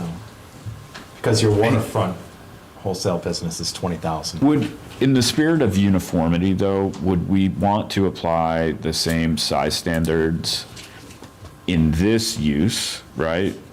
E, retail outlet accessory to a wholesaler, that we had in, what were we debating? A? retail. that's what we were Wholesale. just, yeah, that's what we were just talking That's about. what I'm talking about. Would it? Okay, sorry. I What missed- I'm saying is that we just set size standards for A. For the Exactly. wholesale business For wholesale itself. business. The retail outlet should be part of the aggregate, whatever the, like, in other words, if you have 40,000 square feet, you have 40,000 square feet. If you want to use 10,000 of it for your retail outlet, that's fine, but you don't, You can use 30 for and then use. the accessory So the use. the restrict, or the cap of the size on E should mirror A for the zoning district, and we have to make it clear in there that it's an aggregate For E. for E. Right. Yep. So it meant, so Does say this, aggregate. does it? Yeah. Okay. The aggregate footprint of all structures under So E. it's 20,000, That would be- 40,000, 20,000, and No, that's not right, though. why? That's what they just set for wholesale. Because your wholesale storefront can be 20,000 in the waterfront in general. Then you have to have another 20,000 or whatever amount for your accessory storage use. But I don't think that that's what Tricia was saying. I think That's what exactly Tricia, she's saying. For E, we're using the same square footage, what we are proposing is using the same square footage limits that we that we just did set in A, but in E, those square footage limits apply to the aggregate, meaning primary and accessory. So what we're saying, yeah, so what we're Yes. saying is, if you can have a 40,000 square foot wholesale business, and you want to have a retail storefront has as to part fit of it, within that 40,000. that's gotta fit in that 40,000. If you don't want a retail storefront, then fine. Use the whole Then 40,000. you use the whole 40,000, but if you want a retail storefront, then it's gotta fit in there. It can be no greater than 20,000 square feet, is what you just said, in the waterfront. But I think what we're realizing is that doesn't make sense considering the conversation we just had and that we have to change that. Yeah, Am I following? yeah. Yeah. Well, I'm We a dummy just- then. we- Some- No, no, you're not. Because No, you're aggregate not. means to me you have a lot of 60,000 square feet. You have your building, your wholesale building of up to 20, and then accessory storage of another up to 20, potentially, because that's the aggregate in the waterfront zone. It's 20, 40. 20. the Right, aggregate. but I think Right. what we're saying is that was written before we just had this conversation about a wholesale business and setting the aggregate numbers for each district, and then when we flip the page and get to E, we realize that is included in A, in the aggregate, so we have to set the same footprint allowances under E that we did for A, and that one has to Then let me get make it changed. simple for me then. I don't understand. I You get have it. 20,000 square foot wholesale business for A, in the waterfront, and then the aggregate with the accessory was 40. That's what we have currently. All right, let me So ask- now are you well, saying, let me please? No, because I want to understand this, let me ask a question. Could that be a 30,000 square foot wholesale business and the 10,000 square foot retail storefront? Is that what you're saying? Yeah. Okay, so we're kind of saying the same thing. We are saying the same, we're Saying it differently. We are saying exactly the same thing, only differently. All right, so then in E, we're going to say waterfront aggregate 40,000 square feet, general commercial 40,000 square feet, right? Yeah. And then industrial and highway commercial, it will be some other number. Right. 40 plus whatever you want. Right, so so what that means is that if we're saying that aggregate number is in the A definition, right? That's where the aggregate. No, it's an number- E. Aggregate is an E. Because you can't have E without A. Right. You can't have E without A. Right. So So- shouldn't the total number be in? But here's the problem, if we don't put it in A, and you never use E, Right. then there's you no don't- limit then for there's- A. Then, right, exactly. That's the problem with only putting it in E. I'm not saying I'll only put it in E. You were writing down the sizes that we had in A. So All right, I'm gonna tell you I what think we're we've doing. been together too long. In E, we're doing this. Waterfront, 1, and general commercial will be 40,000 square foot in the aggregate. Highway commercial and industrial will be aggregate of 40 plus whatever you want. Tell me that number. Can't we just put a note in E under the Yes. note section Yes, that just says says- E? Then there's a note section that says the square footage of the Yes. retail outlet has to fall within Yes, the aggregate exactly. number identified in A. Yes. Write it, I don't care. Because it's not gonna work. Why isn't that gonna We work? have performance you already have it in the performance standards. I don't know why we're overcomplicating this. You have a performance standard for waterfront 1 right now. Wholesale business, 20,000 square feet. A, subsection A.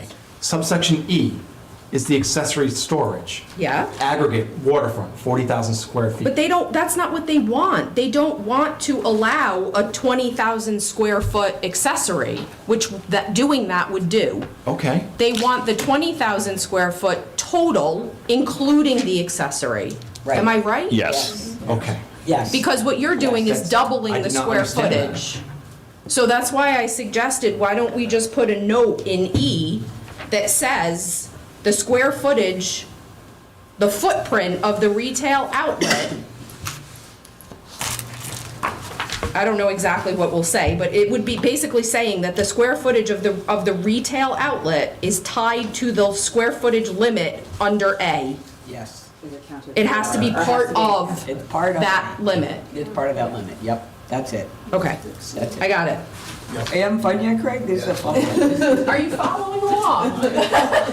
There's a test afterwards. Doing pretty good for a It's like the Thursday. tie gets riled up. You have no idea, Craig. And this is calm. We got way too much I'm just- granularity here. Previously, you were doubling the size to account for the accessory use. You understand that, and now you are reverting completely. I don't think they We did- were. That was not our intention. That's Okay, not well- what we. I get what you're saying, and I think that it wasn't our intention, because to your point, Todd, it would be 60,000, right? It would 40 plus 20, and that's real big, and I don't think we were trying to do that, right? 'Cause you were saying. We gotta stop throwing numbers out there. You were saying- We're gonna go Okay, back I'm to gonna be the, quiet. No. We know what we're doing. Okay, and that's the last one. that's the last one. All right, everybody, congratulate yourselves, we got this one. And we're gonna go through it again on March 4th. You'll see all these changes. So we're gonna get to do this all again on the same table on March 4th. All right, what is next on our list? We're gonna have Craig lead that conversation since he's been That's the studying up test. there. That's the test. Craig's gonna know more about driving than anybody. Which is gonna be, I've had a couple of, it just keeps showing up, there's gonna be some. Okay. I'm just like, we need to. Seems like the problem is anybody gonna remember why the decisions were made that were made? We are now recording all of these. In this single document, in the granularity of this document, there's 2,025 choices in there.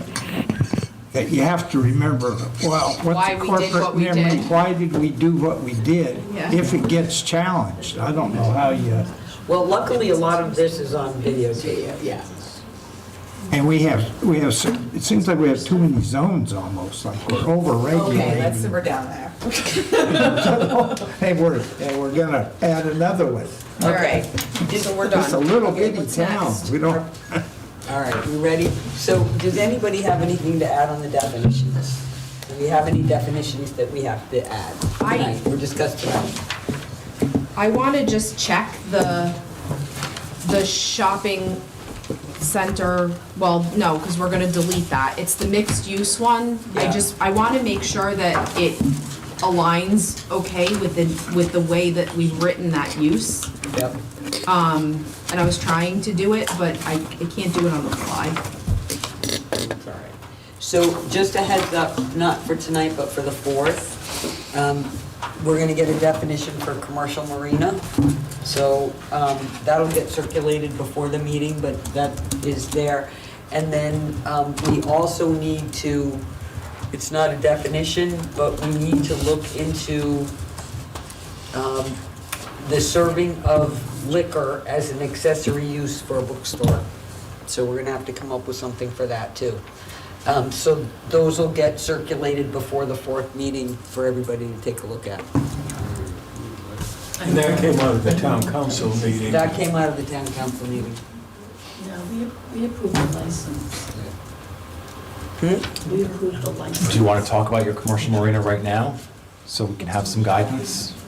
Well, I haven't distributed the paper yet that I put together, so I think maybe the thing to do is circulate it and ask everybody to think about it. Basically, you've all heard that the DEM has a plan to do something with the old Chase Marina building. They haven't been to the planning board yet, they haven't been to the council yet. I do believe they've been a couple of times over to the harbor management committee. So we only kind of anecdotally know what's going on here, but from our understanding, the plan is for a commercial marina.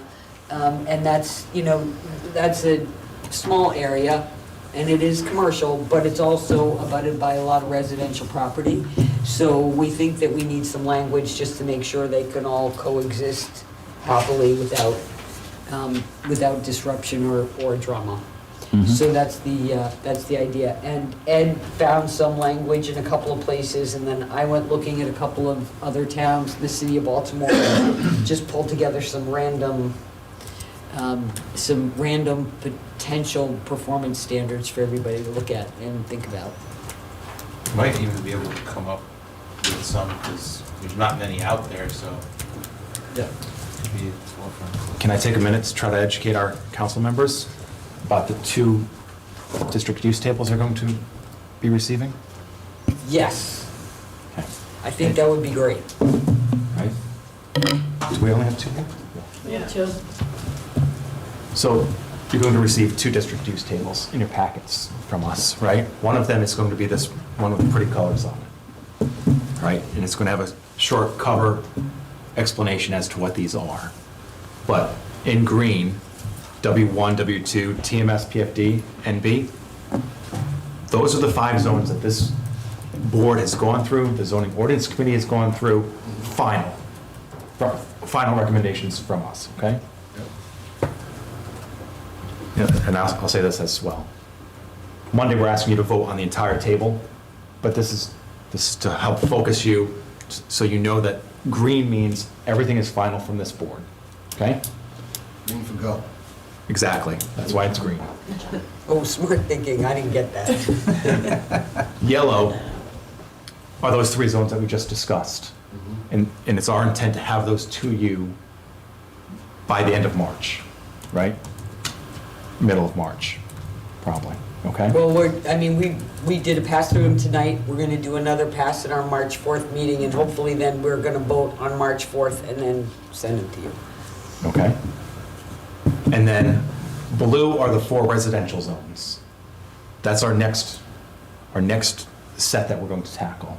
And I think our goal is April or May. to April, have those beginning of to- May, to have them to the council. I think it's a great way to do it because it's really taking pieces out so we can really understand it. Well, we need you to vote on the entire table though on Monday night, Yeah. okay? And then the purple, the VC, and the open space zones, those will be last. We also need to add to this table the watershed overlay protection zone.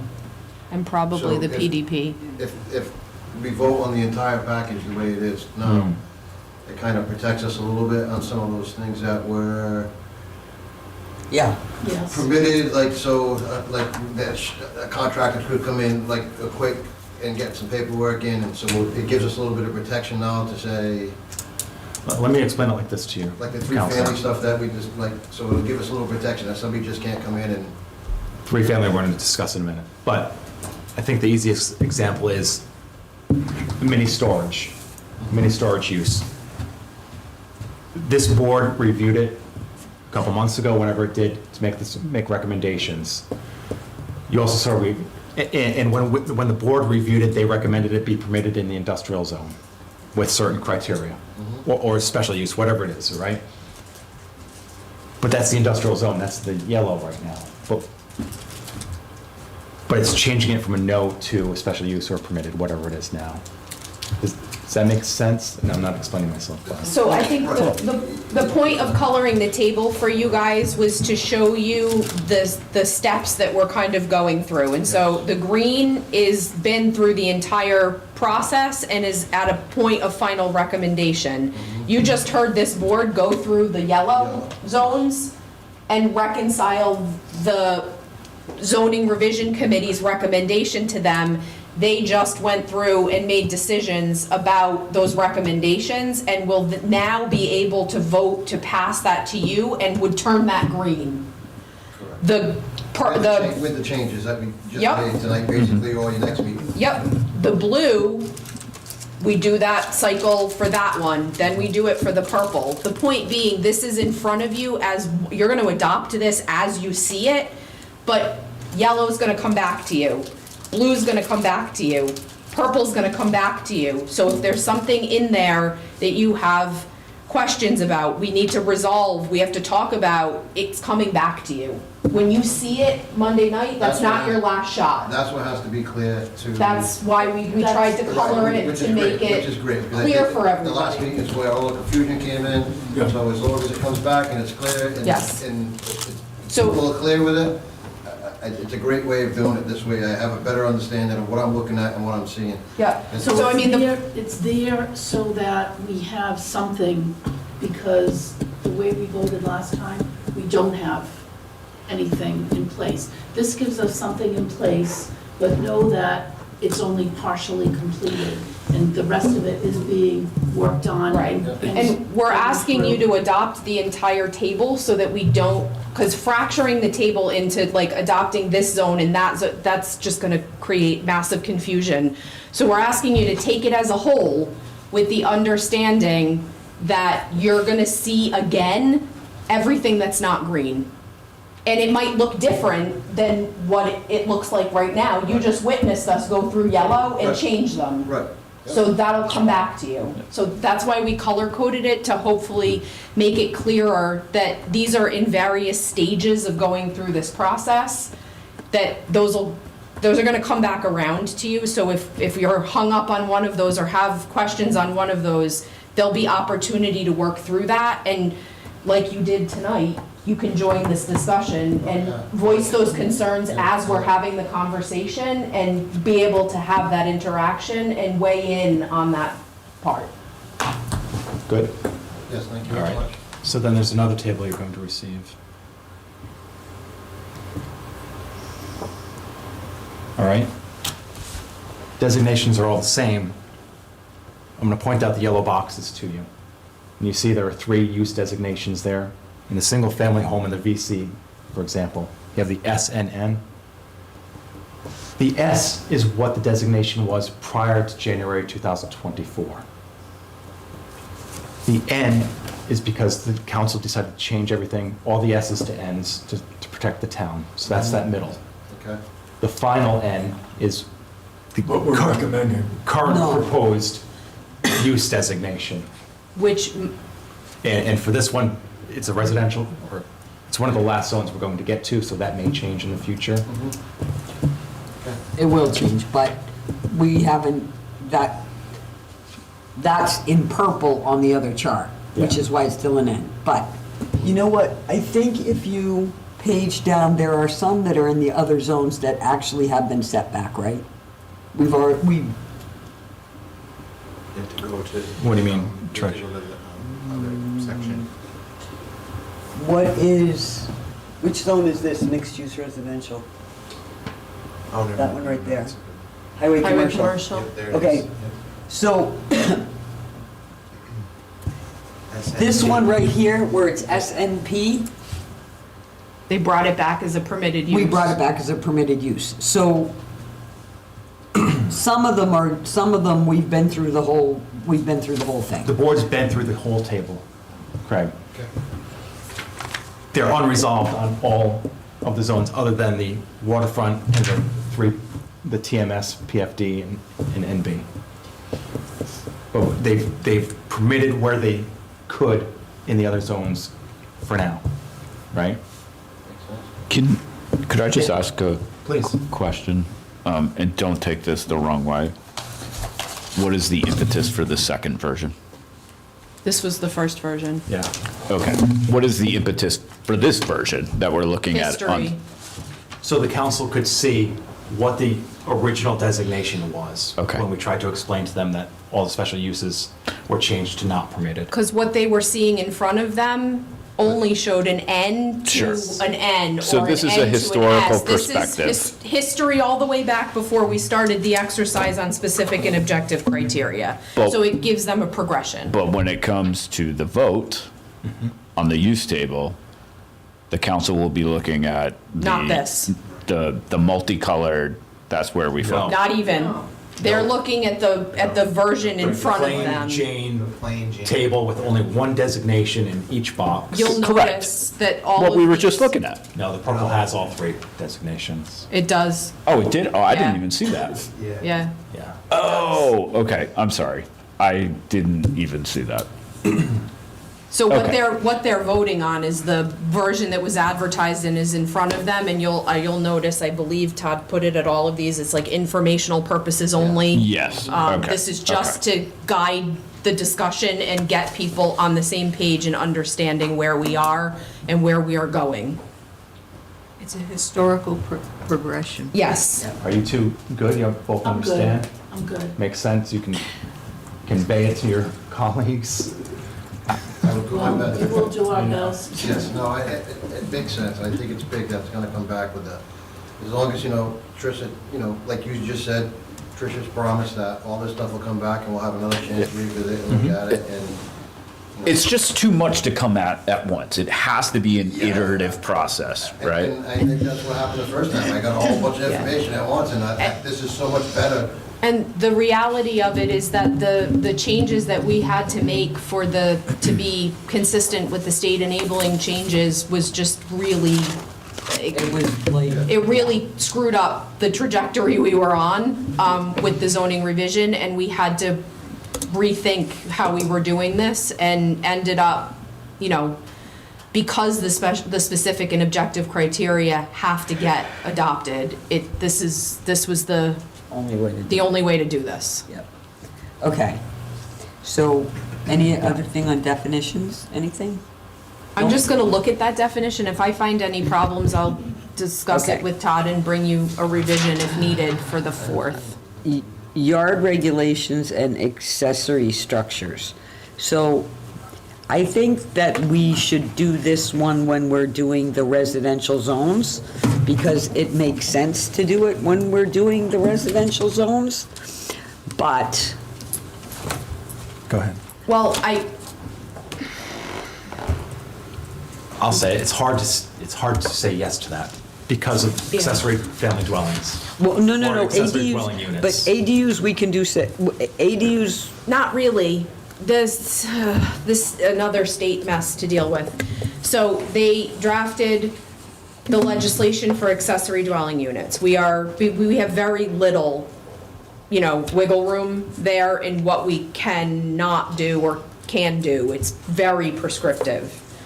So we have a draft, but also have the issue that we want to make revisions to just regular accessory structures, not dwelling units, but structures. And the state decided that it was appropriate to tell the municipalities that you can't regulate them differently, which in my opinion is absurd, because one is a house and one is a shed. And there's big differences between the use and the impacts of those uses. So the struggle we have is that we cannot impose anything different, More restrictive. more restrictive on an ADU that we don't already do to an accessory structure, which makes you really have to think hard about how you want to regulate an accessory structure, because it translates to an ADU. You can't, your hands are tied. So the discussion we've had about this is to modify the accessory structure section and break that down into residential accessory structures, commercial accessory structures, we could go industrial, as many layers as you want to create. And what we would have to do is make those more restrictive than an ADU, because I think we can get away with going that way. We cannot get away with going the other way. So I don't think we can look at accessory structures just as residential. I think we need to look at this.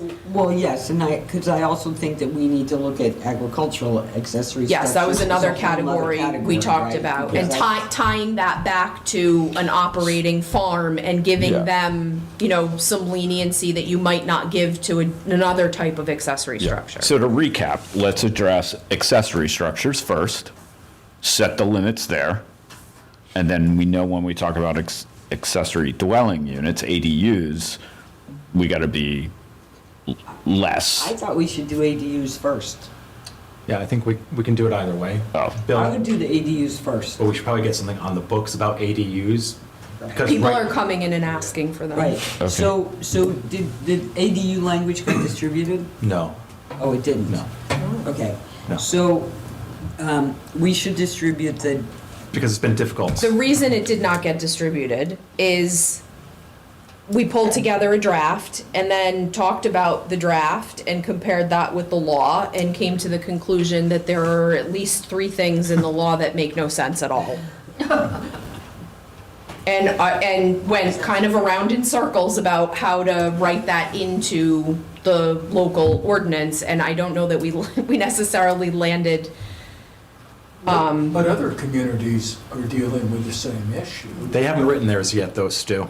They- Or else we'd be copying it. They may not. If it made sense. No, that's what I was gonna They're waiting suggest. Why reinvent to use the ours wheel? as the example. Because we're gonna invent. Well, I think so I think what happened probably in a lot of places, if they have adopted an ADU, is that they grabbed the template, they used the template, which it's not a bad template, but like, if you scratch the surface a little bit and you start to talk about these things like Todd and I did, we realize that there is some conflicting language in there that's problematic.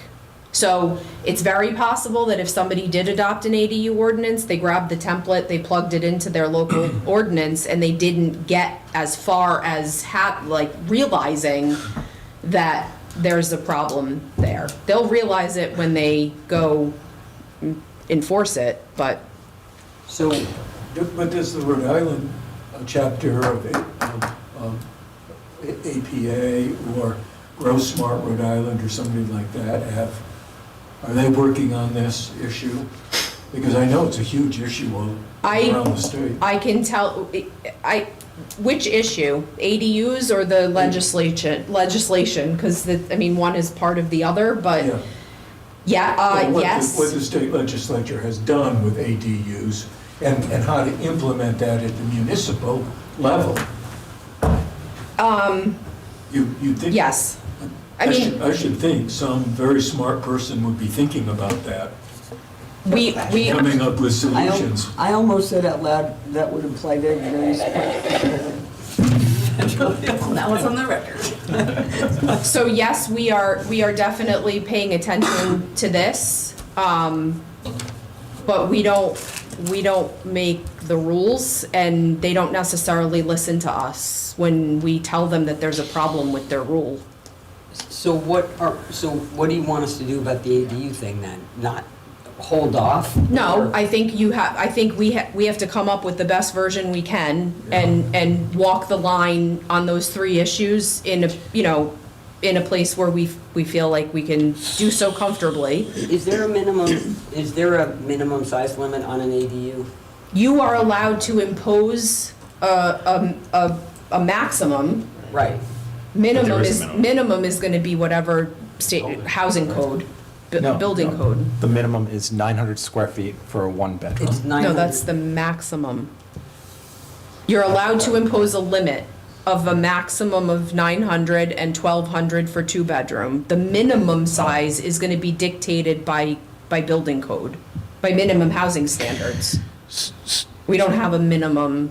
So can you set a one-bedroom at 700 feet? Or No. no, you have to go with 900. Okay, so, That's what we're doing.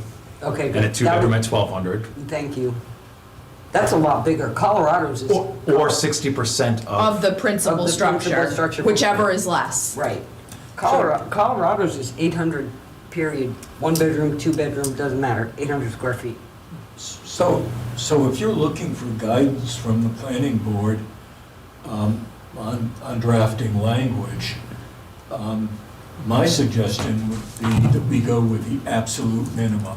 We have, but there's your absolute minimum, your ability to do that is like this, it's the size. Right. That's basically it. 900 and 1,200, Right. period. And Or the- 60%. And That's the- fine, that's and- fine. And the only other thing I That's would fine, Will. like included in the language, even though it's state building code, but just so that people understand this, is that if you are on an OWTS, that the number of bedrooms, the aggregate number of bedrooms between the main house and the ADU cannot exceed the number of bedrooms on your Permitted in your OWTS permit. OWTS. That makes sense. You have a bedroom, if you have 3 bedrooms and septic, right? If you have a three-bedroom septic and you have 3 bedrooms in your house, you can't have a 2-bedroom ADU. Correct. Like, Unless. and that's the law, I mean, It that's is, that's recognized. DEM's requirement. But I Take out think a it- bedroom? But But I do think it needs to be in the code, so when people look in the zoning It's code to clear. read this, before they start building their ADU Exactly, without because a it permit. might not be enforced. And I think Well, people yeah. will be building ADUs with no permits. Exactly. They are. They are I'm sure now. they already are. They are. Yeah.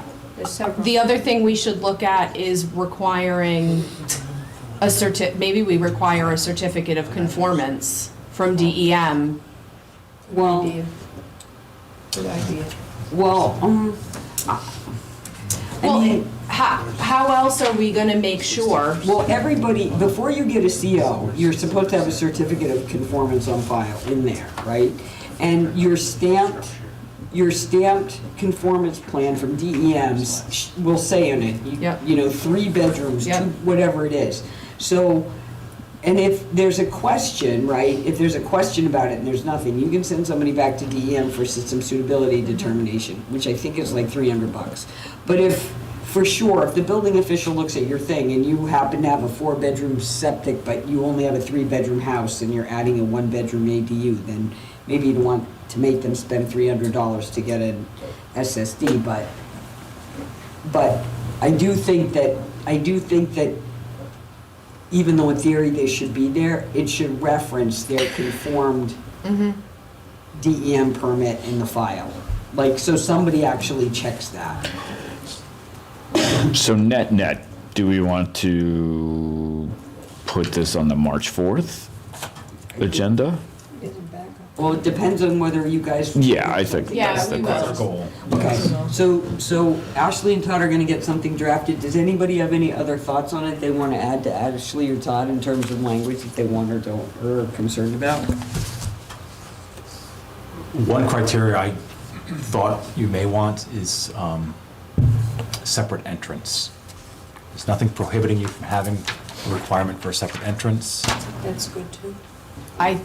The only concern that we have- I think it would be required. Think so?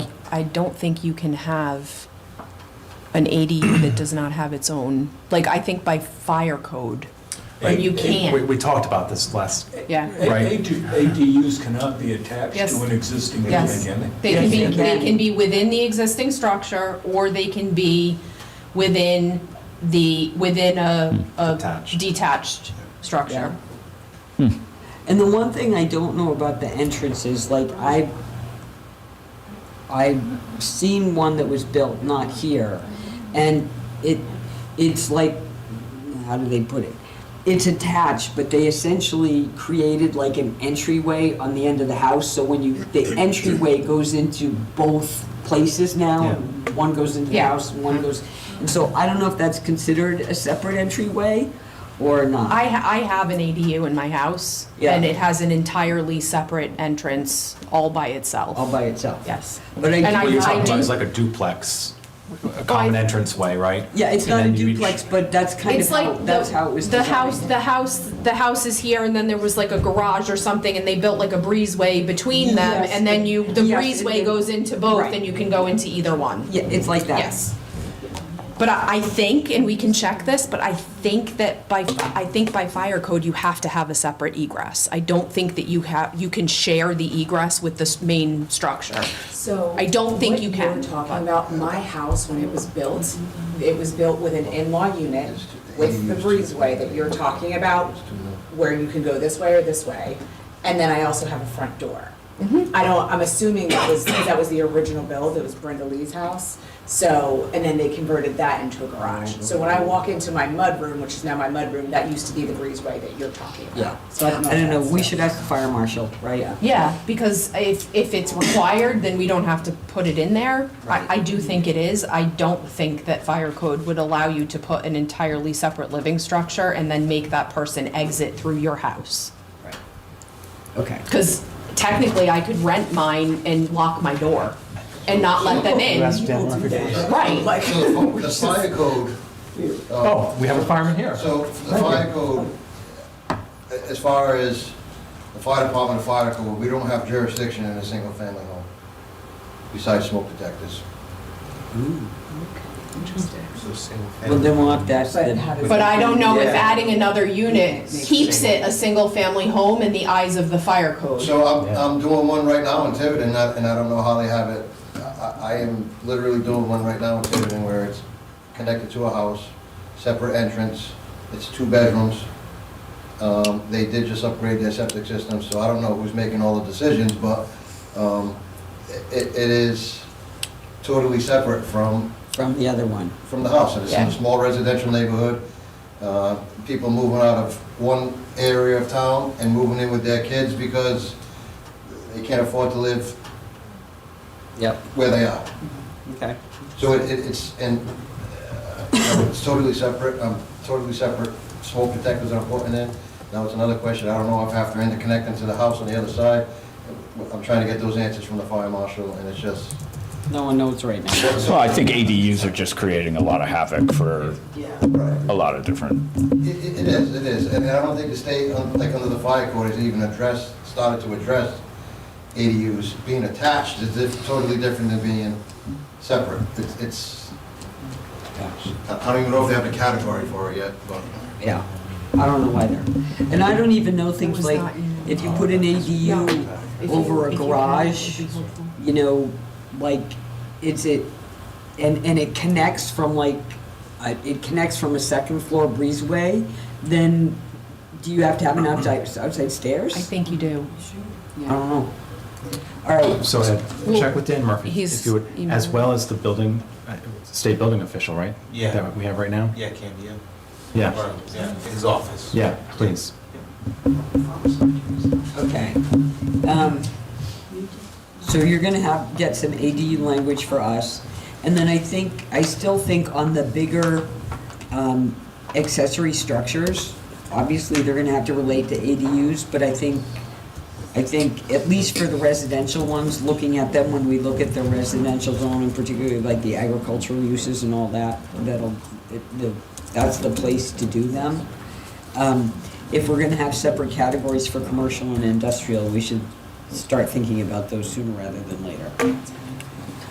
I know Ed's done a lot of research for me on this, Okay. so he's going to put that together and we'll get it distributed, Yeah. right? Performance standards, I think we're good on those, right? Except That was on the agenda so we could discuss it with the district use tables. Right, so we've sort of done that, and there's a few more. We did the same thing with specific and objective criteria for special use permits. Article 13, regulation of industrial operations. So,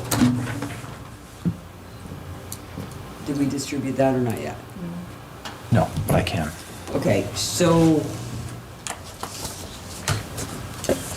Go ahead. Todd's done an update of I can pass them this way. regulations for you. an operation for industrial uses. One of the things we have to figure out is what qualifies as an industrial use. Because that's a little fuzzy now.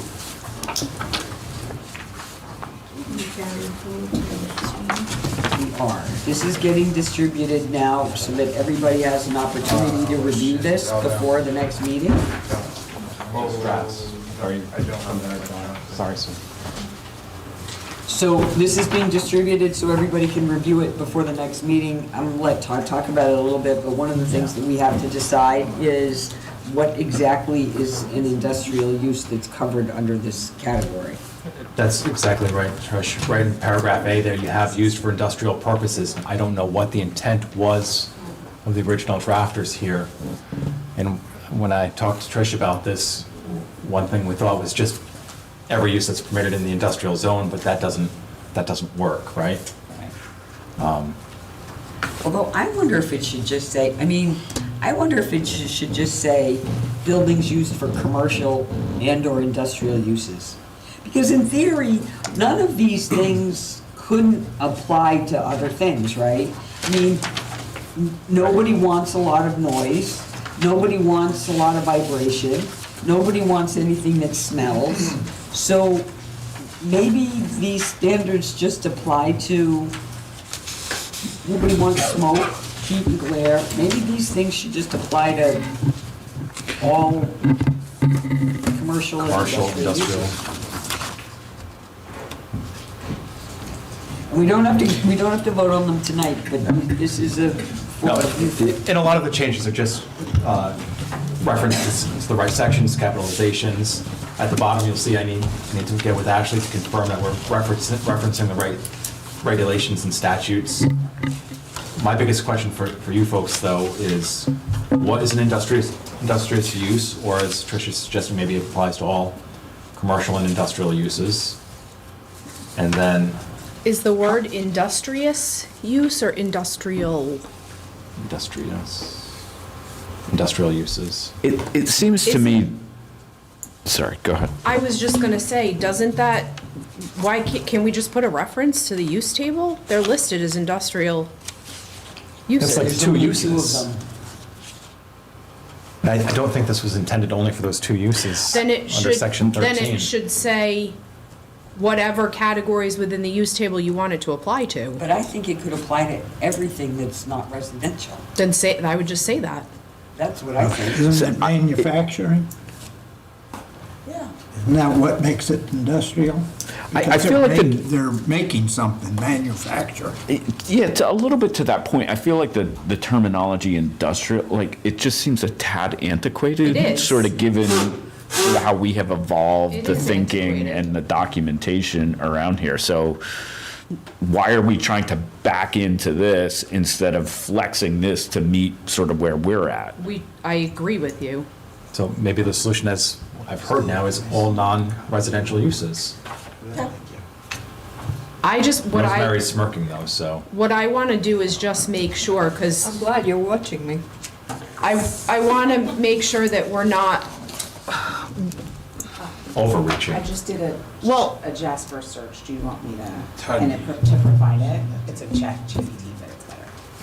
For a definition of industrial purposes for code. I thought I had. Do you want me to read that? well, the concern that I have is that if we keep using the terminology that's in here for any industrial use, it says in here what your industrial uses are.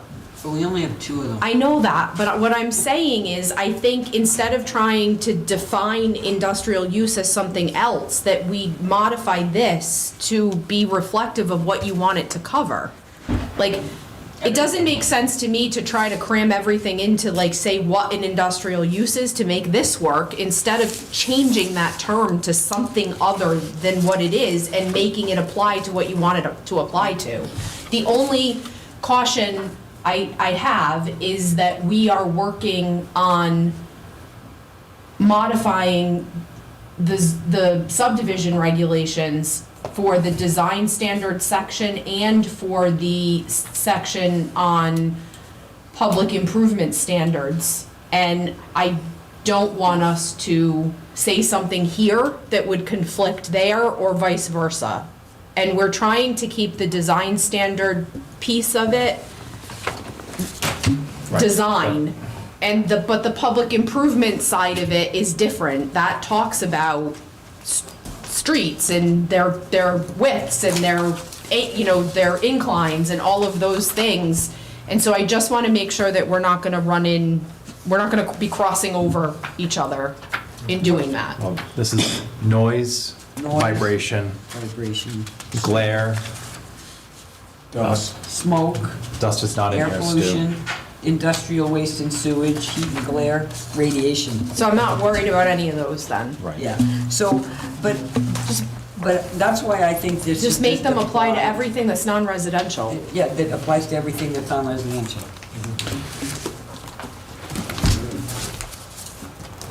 Okay, so, sorry. No, please. Then how does this now jive with the fact that we have performance standards and/or specific and objective criteria? Because this feels, again, is antiquated, and the genesis of this was Yeah. specific and objective criteria and performance standards, right? So is this even needed? Like, what is covered in here, or what is intended to be covered in here that we're not covered off on in performance Don't we have a criteria. noise ordinance? Well, Why do we need that? Hang on a second. What is covered in here, though, is vibration, smoke and other forms of pollution, industrial waste and sewage, heat and glare, and radiation. Okay. And so none of that stuff is covered in. None of those Okay. things. So here's the only thing, and we mention noise, right? And I will say this. So there's this whole section in the regular ordinances about noise, this whole complicated section. Then there's this other complicated section in here. And to the best of my ability, I don't think that there's ever been a case where the Tiverton police has showed up with their meter that reads noise, where it's been found to be over limit, even though it's staggeringly loud. So I think the whole noise ordinance in the general ordinances needs a overhaul. And I think that has to happen first, but maybe for now, we just adopt these, but that's really the place where it needs to get fixed. Because it's got this really complicated table of everything from a lawnmower to,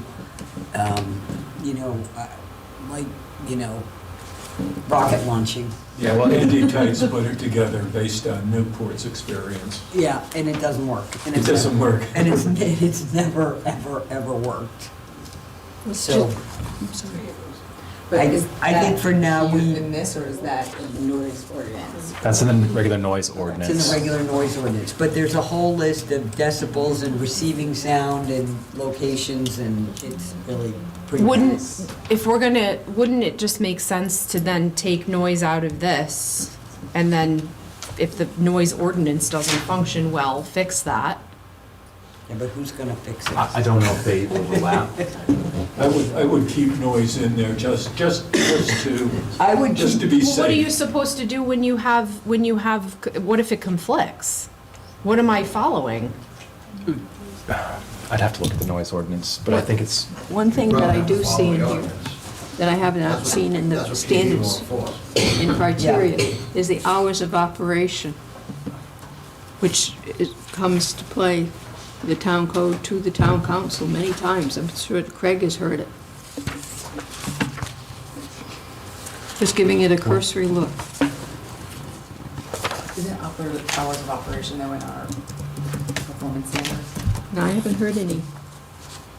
We do have some, No, we yes. did. I mean, we debated that stuff. We do have some, but in most cases decided not to because there's already a general ordinance. Yep, All right, as long as this doesn't, as long as we refer to the general ordinance. yeah. I'm looking at this. It's under, in the code of ordinances, it's under environment, noise. And then there's a policy statement. And then there's, what's it over here? And then there's a title and purpose. And then there's definitions, of which there are, it looks like about 30 or 40 or 50 different definitions.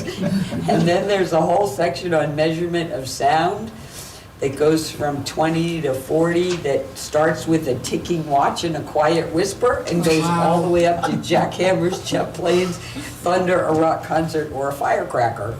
And then there are exceptions to the article. And then there's a whole section on administration and enforcement, and then a section on on variances, and then a section on violations. And that's like 3 pages. Then there's a whole nother section, Division 3, on the regulation of sound. There are 13 different categories of that. Measurement of noise, maximum permissible sound levels by receiving land use and by time of day, and zoning district, and exclusions for emergency signaling devices and specifically prohibited activities. Right? And that includes the fact that you can't set up, according to this, you can't set off fireworks, which everybody does, and we permit people every year to sell fireworks. But this says unless you have a license, you can't set off fireworks. Good. Oh, and then there's a section on musical instruments and the regulation of sound equipment and, motorized vehicles. There's another, like, I kid you not, I think the longest section in the whole code of ordinances. I'm sorry, I don't mean to laugh, but it's like completely useless. There are leaf blowers in there, they ought to outlaw those. And nobody's ever been able to enforce it because it's like. Cemetery without a leaf blower. Yeah. There's 2 definition sections. I know, there's 2 different ones. There's 2 different definition And then sections. it's pages, and pages and pages and Okay. pages. So what do you want to do What do you want with with this? this? I think we just for now leave the noise in here so it's part of the zoning code, right?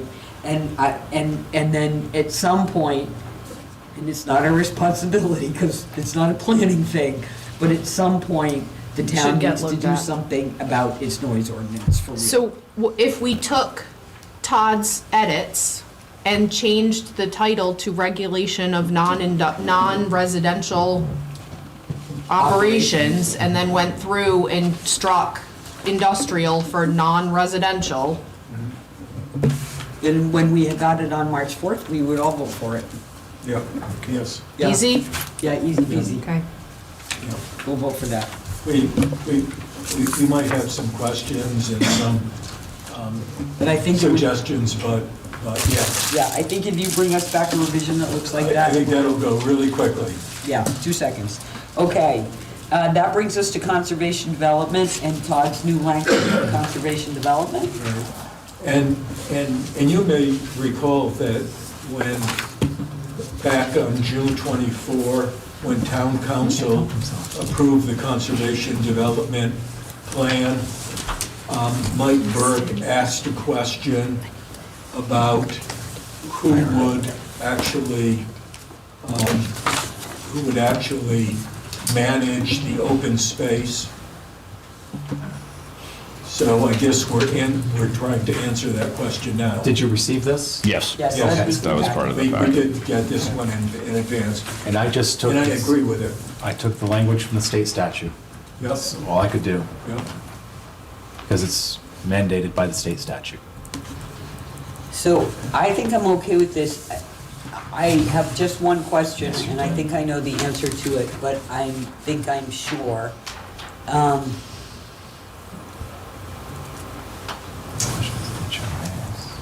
Number 7 applies to everyone, including an HOA, correct?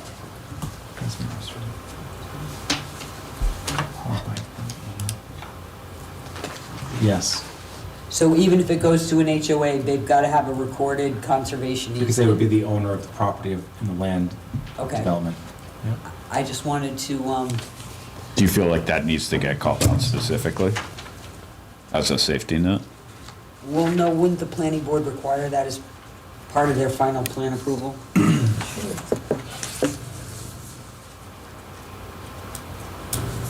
Yes, you usually, you Yeah, it's usually submitted. have HOA agreements reviewed by the legal department. But Yeah. sometimes the developer doesn't turn it over to the owners. Okay. And But the then, owner of the property in the land You'd be development, responsible for that. they'll be responsible Yeah, for the that. owner would be responsible. It'd be recorded with the state. What, Rosemary? What, It'd be recorded with the state. what's recorded with the state? Homeowners Association. We have made. They register with the state. Yes. It's stricken here. Wait a minute, maybe it down, And you can make that a condition of approval. as long as we remember. right, but, so, the conservation easement, the intention with conservation development, other than if it belongs to the town, is that that land be untouched. So, does that get spelled out in the conservation easement that we would approve as part of the final plan?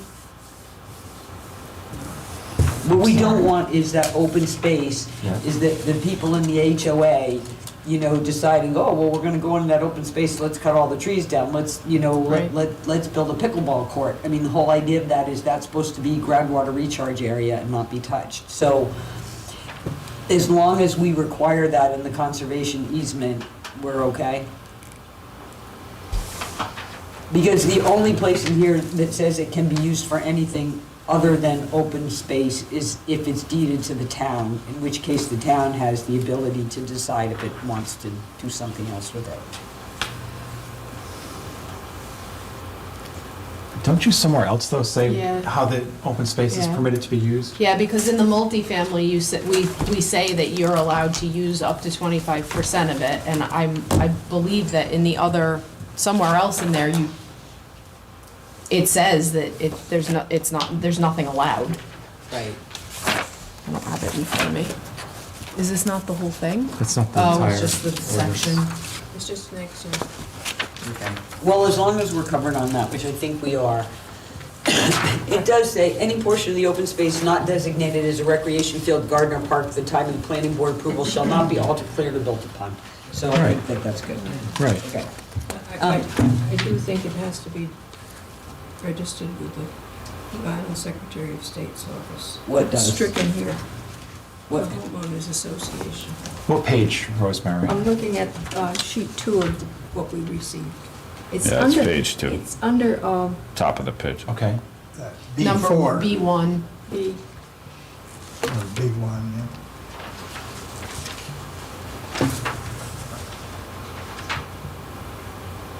Because we've had problems. Just hold on.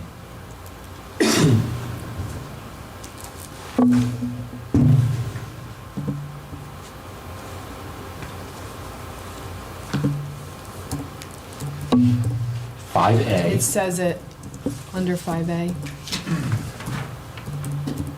If conveyed to a corporation or trust owned by the owners of the lots or units within the development, or owners of shares within a cooperative development, the entity shall register with and remain active with the Rhode Island Secretary of State. It just moved. It just got moved down under the other one. Into another section. Yep, Okay. So, thank you. has everybody had enough, does everybody feel comfortable enough having reviewed this that we could actually vote on this tonight? Fine. We I can don't- put it down for March 4th for a Okay. vote.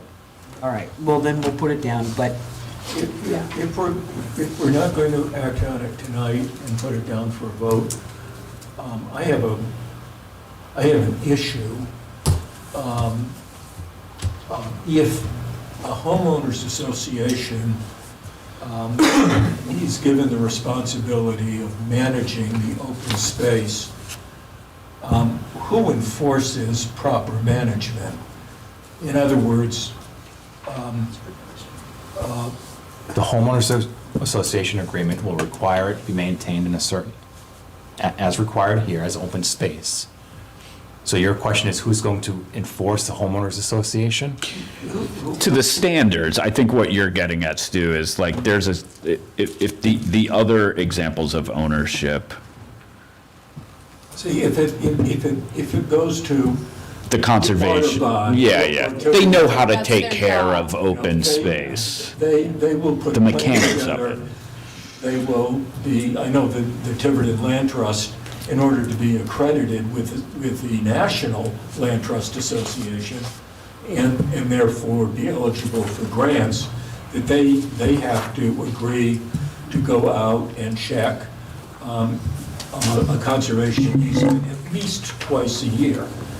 But if that responsibility gets handed over to my homeowners association, which includes like 10 or 12 residences, we own a beach and we own land behind the beach. And I'll tell you, we don't manage that at all. And all kinds of things go on down at that beach in the summertime. And, and so I'm concerned about a homeowners association, even my own homeowners association, taking on that responsibility and stopping people from poaching into the land, cutting down trees, turning it into a little parking area. I know that that's going on open space at a subdivision. You know, All right.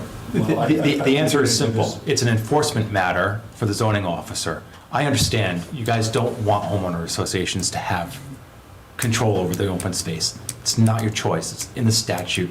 You Okay. have to. Okay. So it's just a matter of enforcement of the zoning enforcement officer going to Stu's homeowners association saying, you have a homeowners association agreement here, this responsibility, you're failing to comply with it, get to it or else I'm going to cite you. There's not enough time or dollars, I suspect, for that type of enforcement to occur, unfortunately. But this is the situation you have. I mean, I we think- can also try and encourage. I was just gonna say, I think your only opportunity is to encourage the developer to Developer. not put it into a homeowners association for those reasons, and to really stress that that is your last choice. And I think for a lot of developers, that'd be the case, because A, this might be the only reason they'd have to create a homeowners They association. might not want to for And they may that. not want to, so they're just as happy to hand it off to somebody else. And frankly, and not that, you know, we're talking about huge amounts of dollars, because this is open space and land that's gonna be taxed as open space, which does not generate a lot of tax revenue. But it also takes it off of their plate and puts it either onto, you know, the land trust or the Audubon Society or the town. I don't think homeowners associations want these things. They don't want, I don't think they want them either, so anyways. All right, so on the 4th, we can have a vote on this? Okay, so, next thing. Since Chris has resigned, we are short a member for the Technical Review Committee. So currently, Rosemary's a member, and VA's a member. The meetings are usually during the day at Town Hall. Is there anybody who would be interested in becoming a Technical Review Committee member? I'm interested, but I unfortunately cannot At work during the day. finagle that with work. If I may, it's a time to meet And might be interested. department heads. Anybody else? Okay, for the time being, I will, for the time being, what? Tuesdays? Tuesday. We're Well, is it- we're trying to, the plan is to set a regular meeting date, so it's something you can plug into your calendar, you know when you'll have it, and our intent, I think, we agreed to hold it on the Tuesday that we have the planning board meeting. So it would be in the afternoon prior to the planning board meeting on the first Tuesday of the month. It won't be this month because it just didn't work out with the timing of Ed and I kind of agreeing on that date, and then when we needed to get these projects in front of you. So as much as humanly possible, we will hold it on a set date, and it will be the first Tuesday of the month. I'm not even in town on I'd be willing Tuesdays. to do You that. will? Okay, so, if there's no other takers, do I have a nomination to appoint? I nominate Dick as the new member. I'll second that. To replace Chris. Anybody in favor? Raise their hand. All in favor? I think Dick's abstaining on this. Okay, congratulations, Dick. You're our new member on the TRC. Thank you. Or condolences, I'm not sure. Give him a couple of meetings, Yeah, and then give he him a can couple let you minutes. know. Okay, and finally, we need to appoint a planning board member to the Harbor Commission, Steve. I just think you got voluntold. I think we got voluntold I to let them. nominate Steve to be the liaison from the planning board to the harbor I commission. second it. All in favor? They didn't even give you a Steve, are you a boating guy? Like, are you a water I guy? believe you are actually, that makes you actually a voting member. It's not a liaison thing. I think you're actually a voting member of the Harbor Management Yeah, Commission. that's right, you have the power. But So- doesn't town council have to appoint, you have to We be appointed by recommend it. town council? Yeah, if it's a voting So member, it has to we be. have recommended you be appointed. Oh, okay, then we'll So send that to so the our town motion is council. actually, needs To to be recommend amended. it. Okay, I'll Send amend the over. motion, we'll amend the motion to recommend Steve to the town council, to be appointed to the. Well, thank you very much. It was, It was motioned by Stu. Mr. Hardy and, yep, approved. Okay. Can we return to the district use table and three-family dwellings? Oh, sure. Last but not least, three-family dwellings. The three-family dwellings are identified on the proposed district use table to the town council as being permitted by special use permit in the R30 and R60 zones. I am proposing, and I don't know how I missed it originally. Thank you to Mr. Comito, right? You called me out on that one? Still on the research. No, when I should be, you should.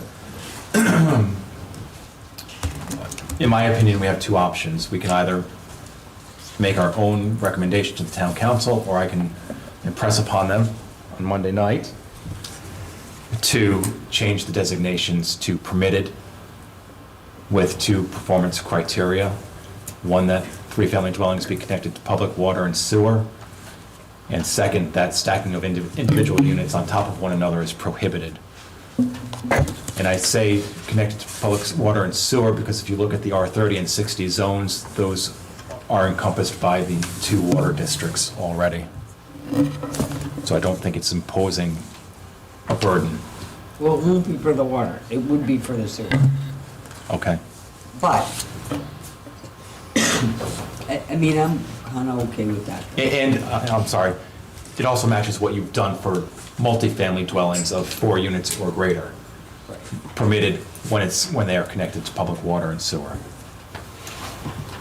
I'm okay with that. And they're not gonna be stacked, so we're not talking about. Triple decker. We're not talking about triple deckers, we're talking about a townhouse that has, 3 connected or something. Craig, did you have a question? Oh, so you're not talking about a three-family? No.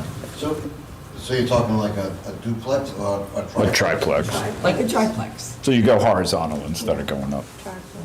Yeah.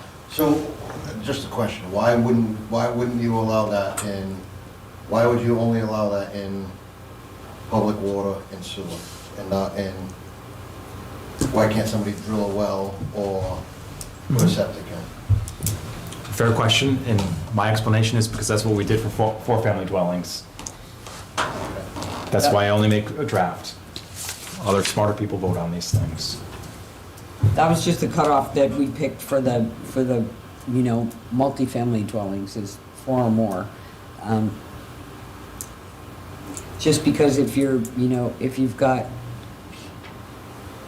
2 or 3 bedrooms in each one in a 4-family dwelling, you might be talking about, that's a lot of septic leach on one lot, right? Especially because those lots tend to be small. I was just gonna So- say, you're also talking about districts where the lots are probably not that big. They're not that big, so it's just a The little. general rule is that you need at least 20,000 square feet of like really good land to do a septic and well. Yeah. Well, that's that bare minimum. You can't get a septic and a well on a piece of property of less than 20,000 square feet. You would be able to meet the DEM setback requirements. Parking should also be a consideration in a lot of the development, because you drive down some of these, you find all these cars down on the road. I mean, it's difficult for parking. Off-street parking should be considered. Well, you have to have a certain number of parking spaces per. I mean, if you had an R120, why couldn't you put a three-family in an R120?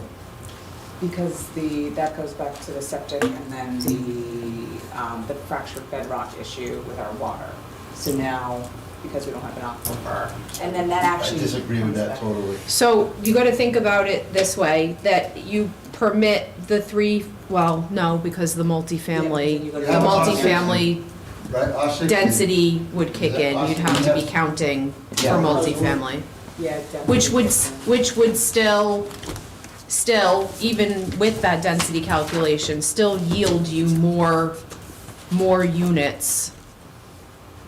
Like if you permit the 3-family in the R120, it's not, there's a It's not density a- factor right. to it, but it's still going to yield a higher density than it would if you were only talking about single family. Right. That's why. Because you're not talking about a triplex. you could be talking about a whole neighborhood of triplexes. Yeah, you could subdivide and put in a. Because you're not talking about, oh, well, can I build this one triplex in R120? So you could have a whole neighborhood. Subdivision of them. But then now you're talking about a lot of bedrooms and a lot of water on a lot.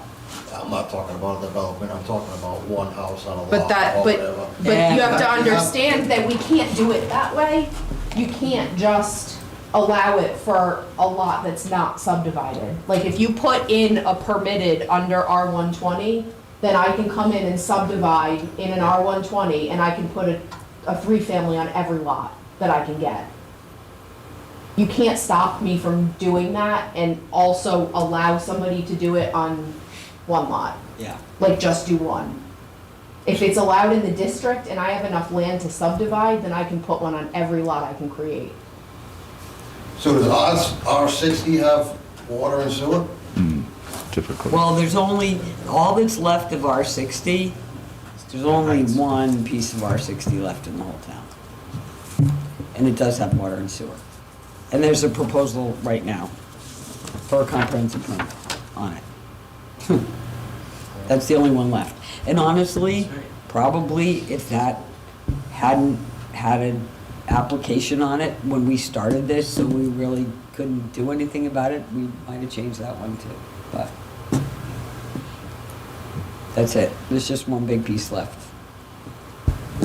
But that is, to your point, if, you know, oh, well, I have this one piece of property, I just want to build one triplex, but then if somebody's got 80 acres and they're going to subdivide it, then it's, There's one on every lot you can get. yeah. Well, you can't really do that on 88, because now you have to put infrastructure, you have to put roads, you have to, right? So Yeah. it's But a you- little different than having a lot that you want to put a But the, triplex. and we agree, but the point is if you put a yes in that box, you have to allow both. You can't just Okay. allow the one that you'd like to, which I understand.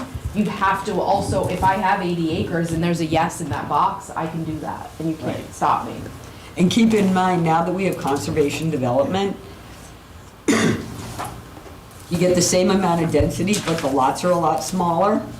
So, and so the amount of road that you need to put in is a whole lot less, the lot size is a whole lot less, like it'd be a lot easier to do that. So, I'll start. What are we changing the cottages to? R30. R30. Which is what we're discussing here. Okay. I know those are spits. Yes, Pieces of land and you could- the cottages go to R30. Well, I take that back. Some of them go to R30 and some of them go to R40. The ones that are in the R30 districts are going to R30. The ones that are in the R40 district are going to R40. Yeah. Ones on Riverside are for me. So I'm back to the triplexes here. What do we want to have for language here for Todd?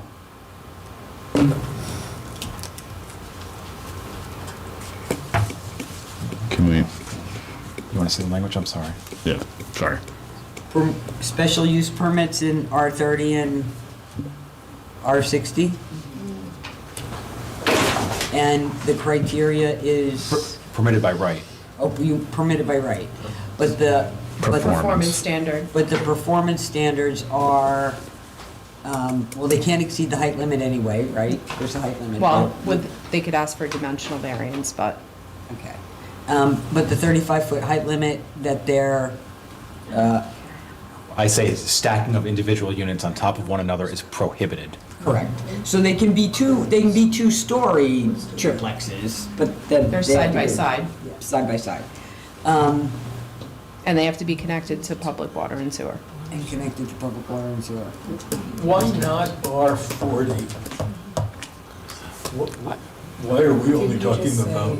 Because there's no water district, or there's no sewer? Well, because there's no sewer in R40 anywhere at all. And not all of R40 has public water. A lot of it does, but not all of it does. So we're just ruling it out from the get-go because the infrastructure that we're communicating in the performance standards doesn't even exist then. Okay, I just wanted to clarify that. Yeah. Yeah. So I think what Todd has is fine. Okay, Fine with me.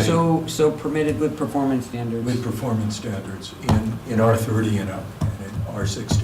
Okay, so do you want my first attempt to be Monday night, to have the council adopt it as we're proposing here?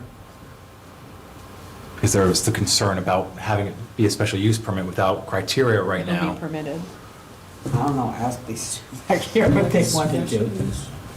If you adopt it as is, as a special use permit, and there is no specific and objective criteria, then it's a permitted use. So the proposal here would be to send it to you guys at the council as a permitted use with these performance standards. So that's the way to go, I think. I think so too. So who does the performance standards? They're right there.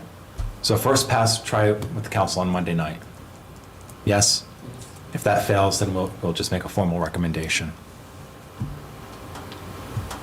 I have to admit, there's a part of me that even honestly, sometimes I question even why we need that.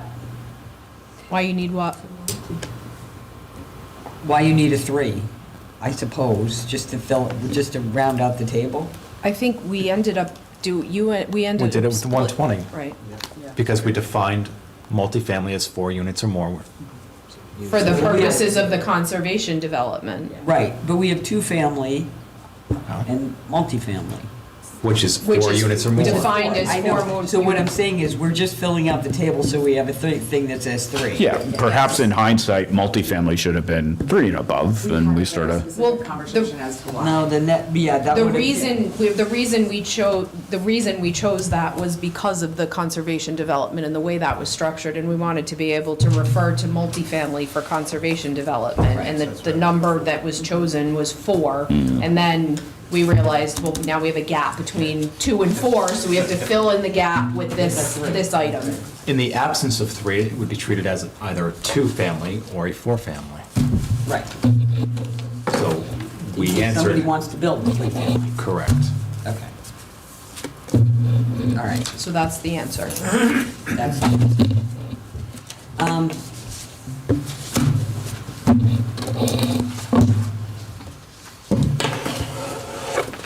public water and sewer is a performance standard? Yes. So that would at least, though, allow somebody in R30, right, who has just one lot and is only gonna do one, to ask for dimensional relief on that, right? 1 3-family dwelling? Yeah. Yes. Okay. So if somebody is just gonna build one on one lot in that zone, then They could go and ask for relief they could ask for relief. That'd be a standard variance relief. Right, okay, that makes in sense. front of the zoning board. Oh, Yeah. It's not coming to you unless it's a No, I subdivision. know, What about you? go to the zoning board. What about but me? would it come to you? Why? It's not a subdivision. We're gonna do the whole bit. I don't All have the any parking authority is over going that. Well, we 3 haven't gotten to units? it yet, Rosemary, but. Wasn't sure. It's a minor? Oh, no, it still goes No, here. I mean, it's, oh, Minor subdivision. no, Land minor development. land development. Minor Oh, land crap. development. Yeah. Minor She'll land review it. development that needs to be